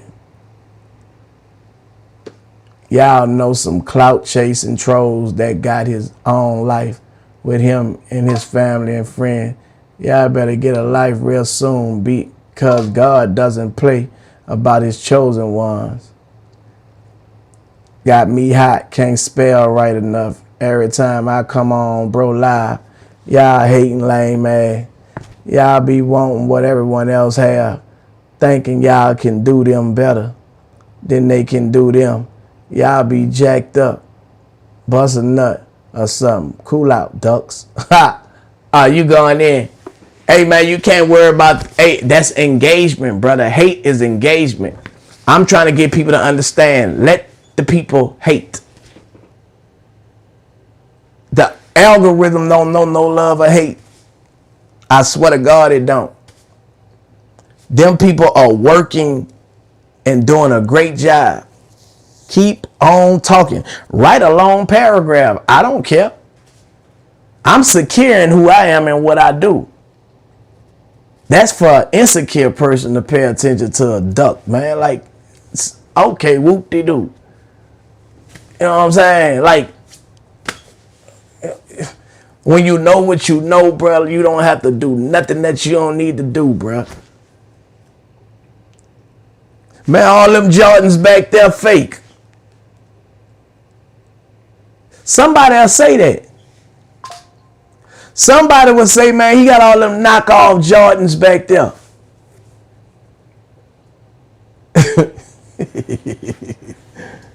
They will say it. I'm telling you, they say anything. Because they jealous and mad that I got all those Jordans back there.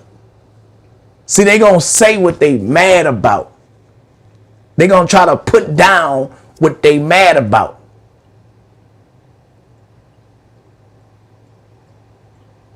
Oh, your chain ain't real? He mad about it because it's blinging. It caught his attention. They gonna tell you what they despise or hate about you. Ain't nobody watching you. Ain't nobody like you. You watching me. You see what I'm saying? It just don't make no sense. Now, what would make sense for a hater is them not to tell you anything and not tune in to you. Then a motherfucker don't like you. But when they gotta get on fake pages and still watch you and still study you and all that, bro, they don't really hate you. They hate what you doing. They want to be where you at. You heard me? So guess what, man? Let them work. Work, and y'all keep on working. You feel me?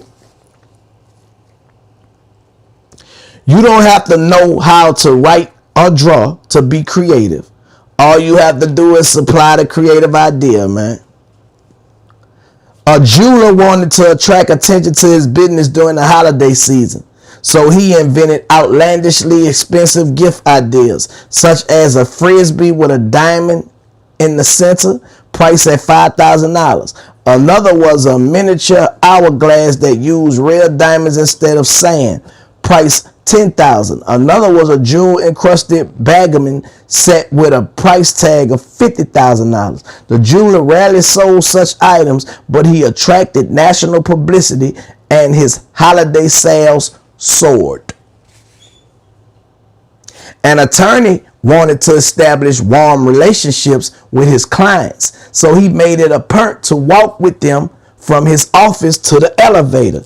Take the elevator 23 stories down to the lobby with them, then walk with his clients to their car or the public transportation that would take them to their next destination. Note that in none of these examples did I talk about the creativity one usually associates with ads themselves. Hold on.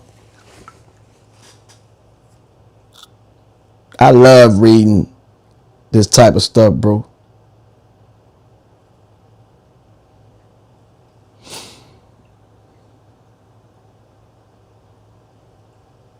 Have sugar, you gotta have powder, you gotta what you gotta have for it? You gotta have baking soda.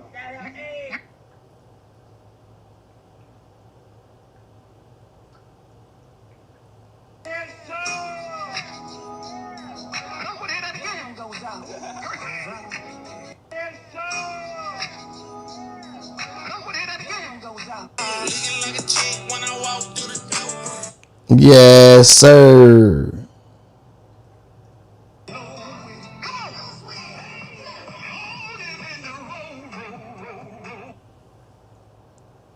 Not playing, man.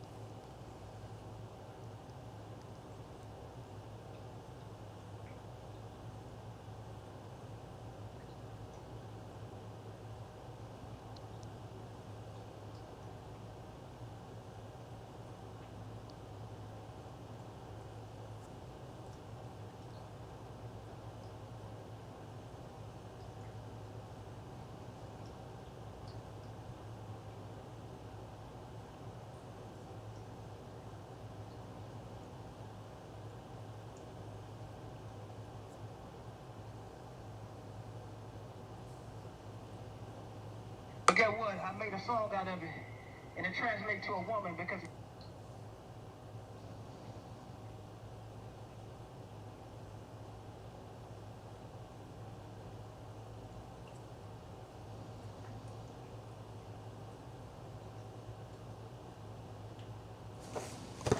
Hey, you know what I noticed, y'all? You can have a song, right? And you put the regular video out, the one that you spent money on. It might not even do a lot of views. But you can take that same song and create some content. Put that same song on the content and you'll do more views on the song. Guess what? The song generating revenue for you.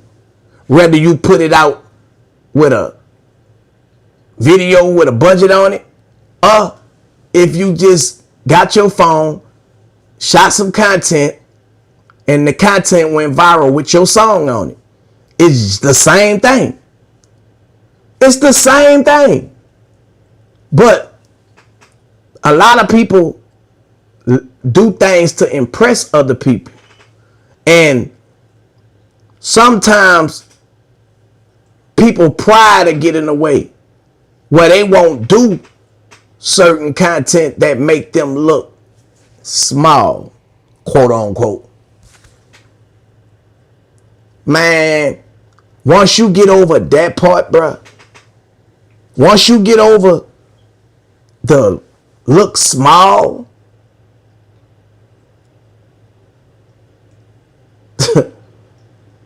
man, it ain't nothing you won't be doing, bruh. It ain't nothing you won't be doing. It's guerrilla marketing, homie.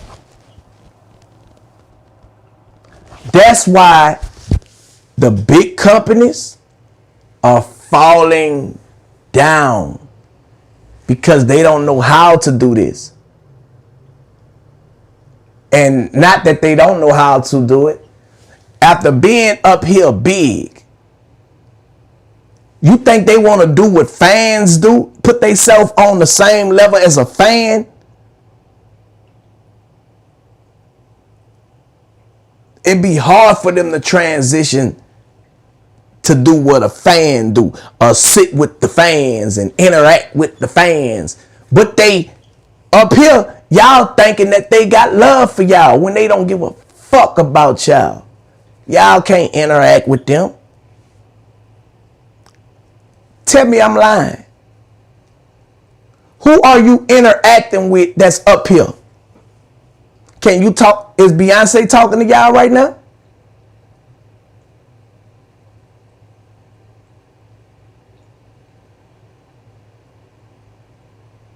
And this ain't no shade on Beyonce. I'm just showing y'all how y'all should appreciate people who are up here, who humble themselves to come down with y'all. That don't mean disrespect him, or he fell off, or no. That mean he understand that the business is changing. And he know how to transition with the times. He not stuck up here. He don't have pride, ego. He's humble. So he could be up here tomorrow, and he could come chill down here today and still be who he is. But to some of y'all, he done came down here, that mean he just like me. No, that don't mean that. Because we're not doing the same thing. And I would hate to be the carrier or barrier of bad news. The carrier of bad news. We're not the same, bro. See, I don't do or get like that until people start trying to tear me down and say, I'm just like you. No, I'm not, bro. Let me remind you.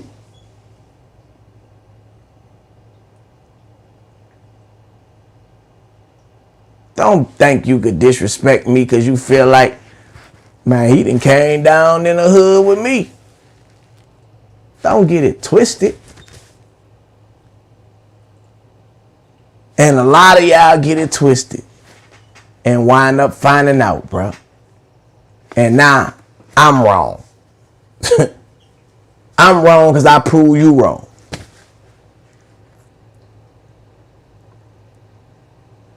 You feel me? Or you could just ignore it all the way and keep doing what you're doing, because motherfuckers gonna think whatever they want to think. So you don't want to have to keep on showing the motherfucker, nah, it ain't that, it ain't that, it ain't that, it ain't that, it ain't. You know what? All right, it's that. Then you get to the point where you don't even give a fuck what you think. Matter of fact, I ain't even trying to convince you. I don't got to focus on the ones who paying attention. And some people can't do that. Some people can't, they ain't strong enough to deal with the bullshit. They ain't strong enough to deal with it. But I've been dealing with it for so long. It's like, bro, it won't work on me, dog. You gonna hurt yourself. I'm telling you now. You going to hurt yourself trying to hurt me. Now, I warned you.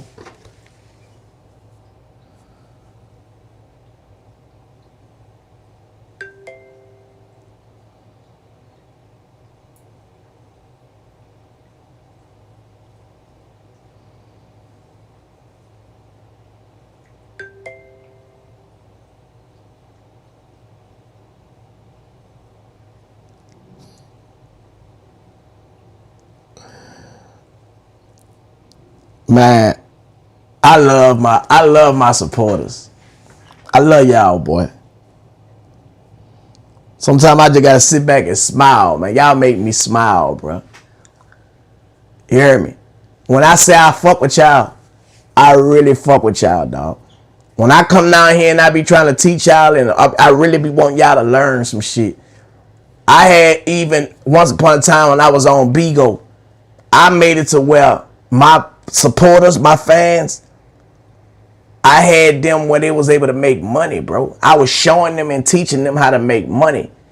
A lot of them got distracted, and I still got Bigo, still got different apps. It's still people who follow me, who have learned, who have figured things out, and they ain't in a position where they are. I had people who was homeless, ain't homeless no more because they listened and took advice of what I'm giving them. Because I want to see everybody win. I want to see everybody have something where they don't have to be suffering, where they don't have to go through no, you know what I'm saying, no misery, where they don't have to deal with no bullshit and feel like they alone, they stuck. I want to give motherfuckers inspiration. I tell motherfuckers, don't be influenced by me, be inspired. You feel me? So I just was thinking, I'm like, man, I do this shit because I see the impact that it be having on people. And I promise you, man, you get what you put out. So that little smile that just came, it was like I can't explain it, but a lot of people are miserable and mad and angry because that's what they putting out, bro. You can't be happy for nobody else, so that's why you not happy. You a low down motherfucker. That's why you feeling like you feeling. You getting what you put out.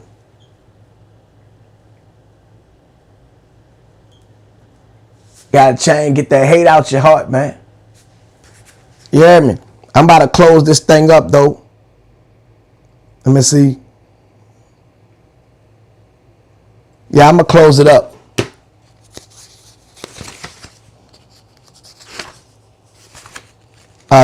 Nah, you know what? Let me go. I'm gonna finish it because it ain't nothing but. I'm almost finished. 2 pages. I got it. Where does creativity come from? Where does creativity come from? I was once invited to Geneva, Switzerland by Nestle. If I could tell the company where creativity comes from, I asked all my creative friends and contacts that same question. Each had the same answer. It comes from knowledge. I realized then, spoke about, and tell you now. Creativity comes from knowledge. You must have knowledge of your own product or service, your competition, your target audience, your market area, the economy, the current events, and the trends of the time. A lot of people don't be creative because they don't have information. They don't know. I just gave y'all a real game, bro. Your creativity gonna come from what you know. You know why I'm creative? You know why I'm able to make things shake and make things happen? Because I know. I know what's coming down the pipe. You know what I'm saying? I know what's around that corner. I didn't experience this and experience that. I know the truth from the lie. I know. You know what I'm saying? I know what I got to do because I know. That felt good to give y'all that, man. You want to be creative? Start knowing some shit. Simple. Simple. You wondering why you ain't being creative because you don't know nothing.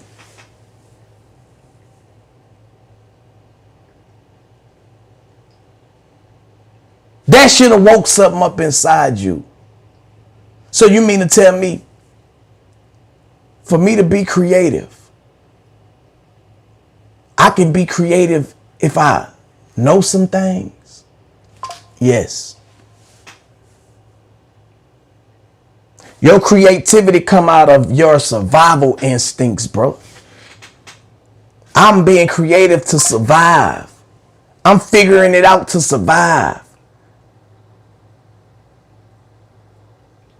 I'm doing these things to provide. Because I know it got to be done. Do you care enough about your family to be creative? Or you just gonna walk around dumbfounded, not knowing nothing, so you can't be? As long as you minding other people's business, bro, that ain't teaching you nothing. You ain't learning nothing. As long as you're trying to stop somebody else from doing something, that ain't doing nothing. You ain't learning nothing. You heard me? You creating a hostile moment and your family suffering. You putting all your energy to try to stop somebody from being creative. You can't. You can't. You can't stop the creativity, man. And that's why I'm going to always win. You can't stop me from being creative. You can't stop that. I don't give a fuck who you are. You can't stop me from being creative. I know too much.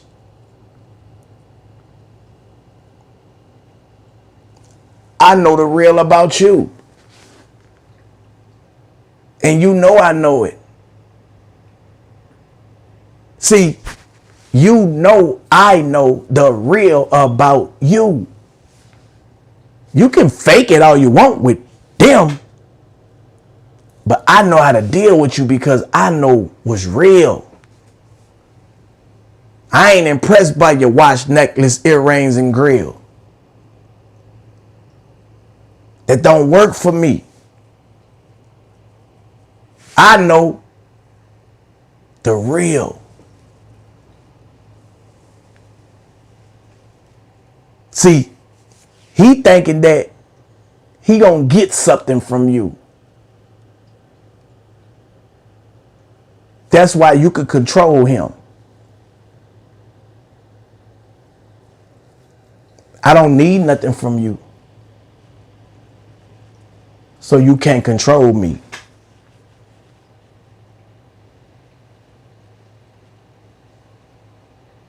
Whoever think they could get something from somebody who's in control, gonna always kiss ass. Cause they, in their mind, this the only way I'm gonna get what I need to get from this person. And the person who know that, gonna use that to their benefit. And gonna stretch it out, stretch it out, stretch it out. And in the end of it, ain't gonna give them shit. Then this person gonna be mad and now he wanna talk. Now he want to do this and do that. I'm telling you, that's how it go, bro. It's shit the same thing. Michael Jackson, Michael. It don't change.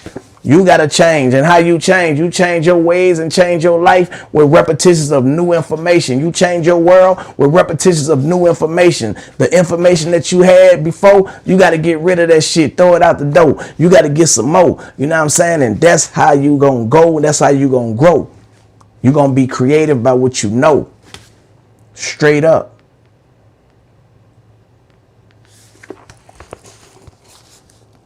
I gain knowledge by keeping abreast of world events in the usual manner.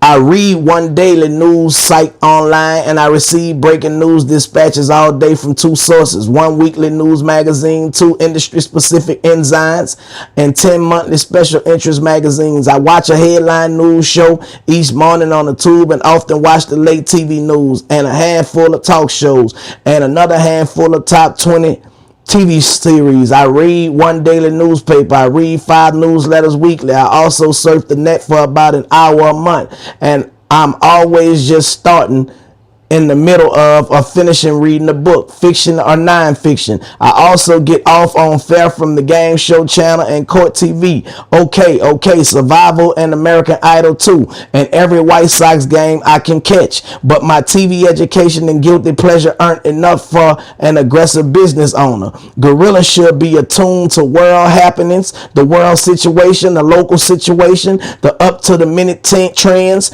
It's important to take a look at competitors' marketing campaigns. If you're not keeping up, you're falling behind. Gorillas can't afford to fall behind. So the moral of the story, you got to work for information to stay creative in it. You know what I'm saying? When I'm working for information. I'm studying the shit. I'm studying the game. I'm studying the people. You know what I'm saying? I'm seeing what make them happy, seeing what make them sad, seeing what make them mad, seeing what make them glad. I'm paying attention to every detail. You know what I'm saying? And I'm putting it into what I got to do to make sure I take care of me and you know who, my wife and my kids and everybody else that means something to me. You know what I'm talking about? I know why I do what I do. You think I'm going to let you get me out of my position? Nah, I'm in a great position to do what I'm doing. So guess what? I'm going to stay where I'm at as long as it's doing what it need to be doing. You feel me? Yeah, man. Better catch up, man, before you catch out. You know what I'm talking about? Listen. Armed with this knowledge, you can do what many people define as the essence of creativity. You can combine two or more elements that haven't ever been combined. For instance, when it wanted to boost its sales up there with Coca-Cola and Pepsi, 7-Up referred to itself as the Unicola. This put it in the category of the colas, yet proudly proclaimed that it was different, but combined the prefix and means not with the word cola. With the word cola, 7-Up exercised great creativity. The advertising person who dreamed up the concept used his knowledge of popular art and chose psychedelic art for print and television advertisement. By using this knowledge of his product, competition, target audience, current users, and the trends of the day, 7-Up produced an exceptionally creative advertising campaign. The proof of that creativity was in the increased sales and profits enjoyed by 7-Up, and the seed was basic knowledge. I do what I do because of what I know. Can't tell me I don't know what I'm doing, man, when I know what the fuck I know, man. That's what I be like, man, if only you knew what I know, you'll shut your ass up. Cause you making yourself look like a damn fool, you damn fool.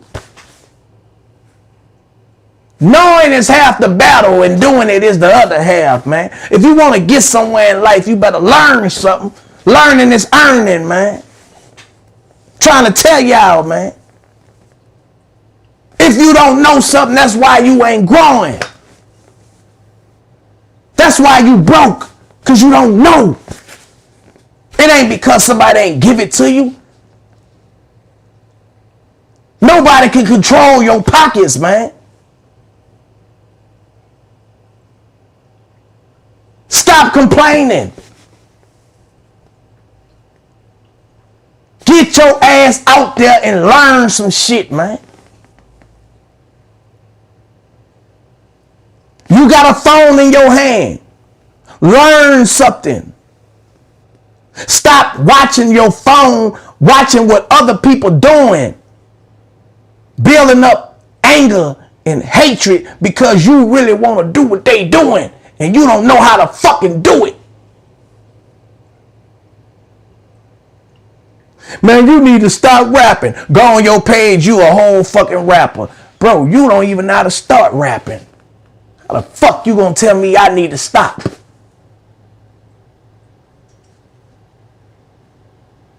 So you can start. Me stopping ain't gonna start you. Because if you were smart enough, you would have been trying to see how the fuck I'm still doing what I do to start you. But nah, the hate in your heart got in the way of you humbling yourself and asking for the knowledge so you can know. See, a lot of y'all got pride that you can't put to the side. You know you need this information, man. You know you trying to figure it out. That's why you watching me. It ain't working because you don't got it. It's something that I need to tell you. You can watch me all you want. You can copy me all you want. You ain't gonna get it. Why the fuck y'all think I'm popping up like a motherfucking Jack in the Box on top of a motherfucker trying to stop, intentionally trying to stop me? Motherfuckers intentionally tried to stop Turk several times. It ain't motherfucking, it's impossible when you know what you know. It's impossible, man. It's impossible. You ain't gonna do nothing but make yourself mad because guess what? Man, I be trying to stop him, man. I can't stop him, man. Then stop trying, boy. I really wanted to say what I wanted to say, but I'm on TikTok. I know they gonna flip-flop me. Come on, man. I do this. And it feels good when you know ain't nothing you can do about it. Nothing. And guess what, y'all? Ain't nothing they can do about it to y'all. But y'all keep allowing the enemy to stop y'all because y'all don't know no better. But when you know better, you what? Do better. Knowing is half the battle. Doing it is the other half.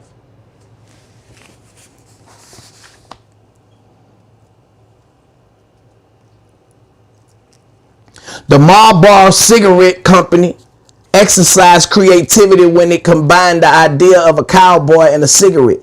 The AT&T telephone company used creativity when it combined the ideas of an emotionally charged situation and a telephone. Reach out and touch someone. Avis Rent-A-Car showed creativity when it capitalized on being the second largest rather than the largest car rental company and flatly stated, we try harder.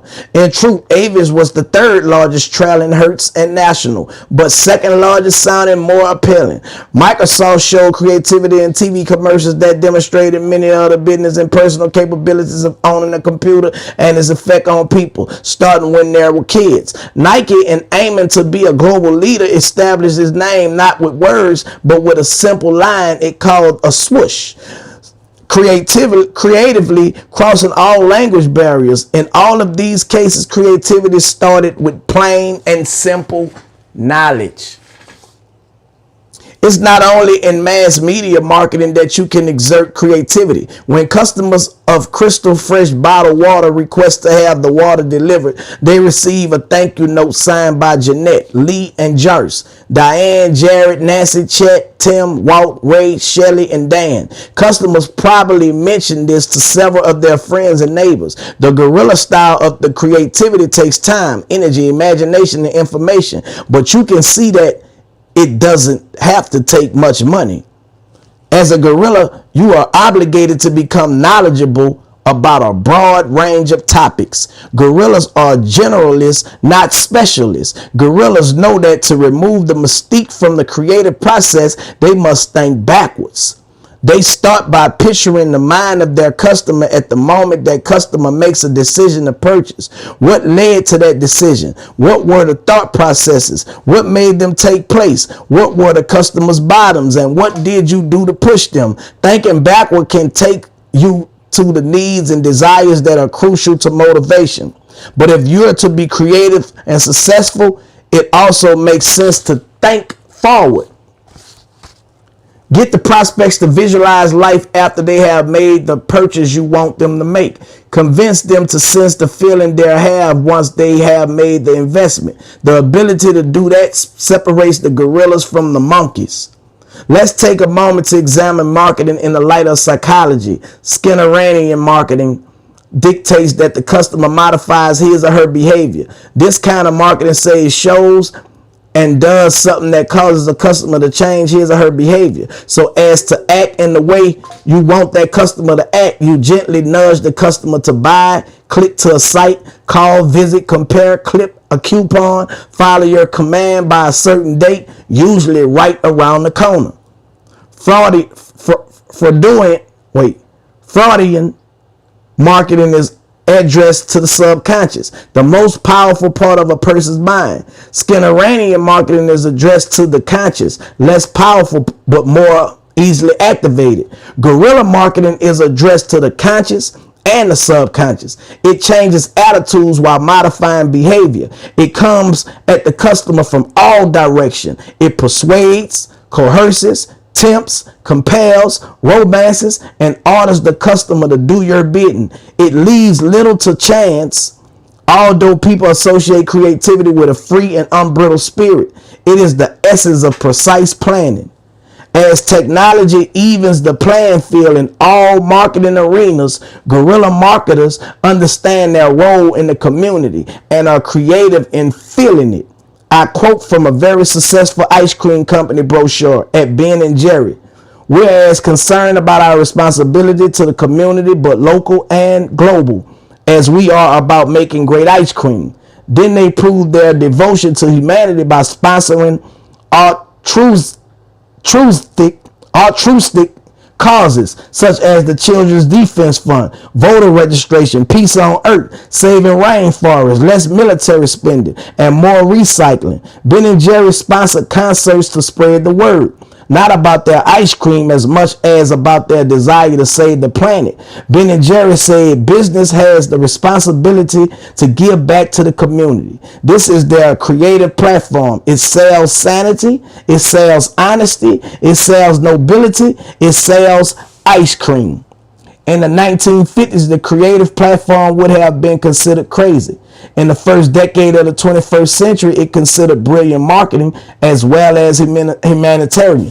A lot of people who give back, a lot of companies that give back, and y'all be like, oh, they so generous, whatever. 9 times out of 10 is a tax write-off. But if they was that generous, why not give to the people before you have to write it off anyway? That's when you can tell a person is a good person or not. How many people do you change before you have to write shit off anyway? You trying to catch up with a tax write-off. And that's the case. You could use that mentality throughout the year and add it to a tax write-off by helping people in your family. Helping people who really support you and love you. Not being selfish. Not using your power and control as a means to control people to do whatever you want them to do. It's a lot of them that do that, bro. I feel like a rich man should be generous as a motherfucker, bro. But it's the other way around. A lot of rich people are tight, selfish, mean than a motherfucker, hateful. You got all this money, but they don't have peace. They don't have God.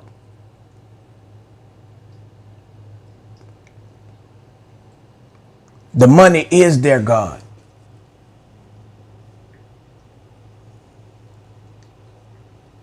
So they don't give a fuck about humanity. They don't give a fuck if they hurt you and hurt your family by trying to hurt you.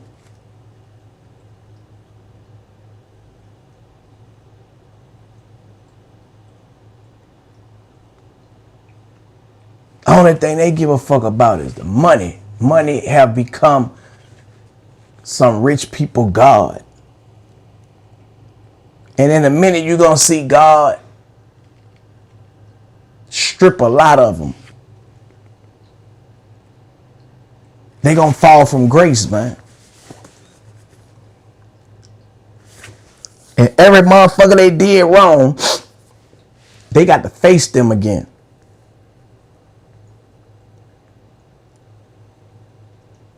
Because the ones who first gonna be last, and the ones who last gonna be first. They got to face people that they did wrong again.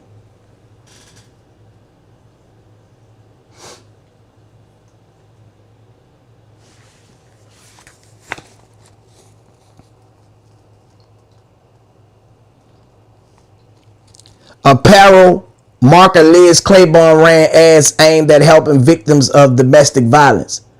Patagonia, the outdoor clothing company, promotes environmental awareness. eSpirit, the clothing maker, urges people to vote. Well over $1 billion yearly are spent on cause-related marketing. This includes such causes as AIDS, breast cancer, multiple sclerosis, domestic violence, healthy eating, and helping the homeless. Corporate philanthropy dawned years ago in the mid-1980s. American Express promoted restoration of the State of the Liberty. Are creative strategies based on noble causes successful? In one survey, 83% of shoppers said that based solely on environmental concerns, they had changed brands. And 80% of shoppers said that a company's environmental reputation is important. Consumers even said that they pay a premium for green products. Along with this public and corporate consciousness, we see a strong move toward product stamp made in the USA, primarily among women and older consumers on the East Coast and in the Midwest. Consumers aged 18 to 35 are not as influenced by it, having grown up with foreign-made products in their homes. Retailers report that Made in America promotions of apparel made domestically increased sales from 25% to 50%. These are numbers to be taken seriously, and so should cause-related marketing. A word of caution: be wary about basing your creative strategy on rapid societal changes that are more anecdotal than factual. The gorilla is alert but knows the difference between a real change and a media perceived change. What should I talk about? That's probably the most intelligent question a gorilla can ask. Pay close attention as I reveal the answer. Talk about the feelings that the prospect will experience after owning what you are selling. Can marketing really be that simple? It can if you don't make it complicated. Gorillas adapt their marketing, creative message, and entire philosophy to the realities of the times. Instead of fighting change, they adapt to it, and their profitability attests to the wisdom of this attitude. The goal of their creative message is not marketing that causes people to say, "That was incredibly creative," but marketing that causes people to say, "I want that product." So bam, marketing and promotion, bro. We just read how developing a creative marketing can help with your business. Gorillas are very creative because why? Their knowledge. The more you know, the more creative you can go. You feel me? Creativity gonna move the motherfucking market for you the way you want to move it. If you ain't being creative every day for your business, then you won't make profits, especially in these days and times. He who is creative gonna make the most profits. Simple as that. You know, so don't think the idea that you have is a stupid idea because everybody not doing it. You created it. Nobody else ain't supposed to be doing it. Stop worrying about what people gonna say about what you got going on. Because they gonna talk good, they gonna talk bad regardless. Gorillas focus on profits. Wherever you're making profit, that's where you continue to be creative at. And it's that simple. Tomorrow we're going to be starting selecting the most lethal marketing methods. You know what I'm saying? Everything got a method to it, formula that we must follow. But if you don't have the information, shit, you don't know what to do. This book basically just breaking it down on what you need to do. Once you get it, if y'all taking notes or y'all taking something that I say, be like, oh, that's what that is. You're getting a revelation. Truth come through the revelation. You see the revelation, you hear the revelation, then you start seeing what need to be done. But if you don't hear the word, then you don't know what to do. You don't know what to do, man. So you have to surround yourself around the information all day, every day. If you a person that's about your business, you ain't just listening to words to try to use words against somebody to tear them down. But there's a lot of people that do that. Don't be one of them. Don't be one of them. I'm about to go. We've been on this thing almost 3 hours, man. Make sure y'all subscribe to my YouTube channel if y'all ain't subscribed. We almost at 100,000 subscribers. Y'all tap in tonight. Y'all already know we doing Turk New Artist Live Review Search. 10 o'clock. You know what I'm saying? Y'all make sure y'all send y'all music in. And y'all come chill, man, when we vibe out, man, listening to independent music. Now, I got a platform where we do the music. People could get, known from what they doing or whatever. I'm teaching the class on how to market and promote this same music. I don't think y'all realize what I'm doing. I got a class in the morning where I'm showing y'all and teaching y'all about masters and publishing and guerrilla marketing of that same music. See, if I didn't experience or knew about what I'm talking about, then I couldn't be creative to give it to y'all the way I give it to y'all. I'm just walking in my calling. God allowed me to go through what I went through to be able to teach it and get paid from teaching it. He said, your talent gonna make way for you. My talent still making way for me today.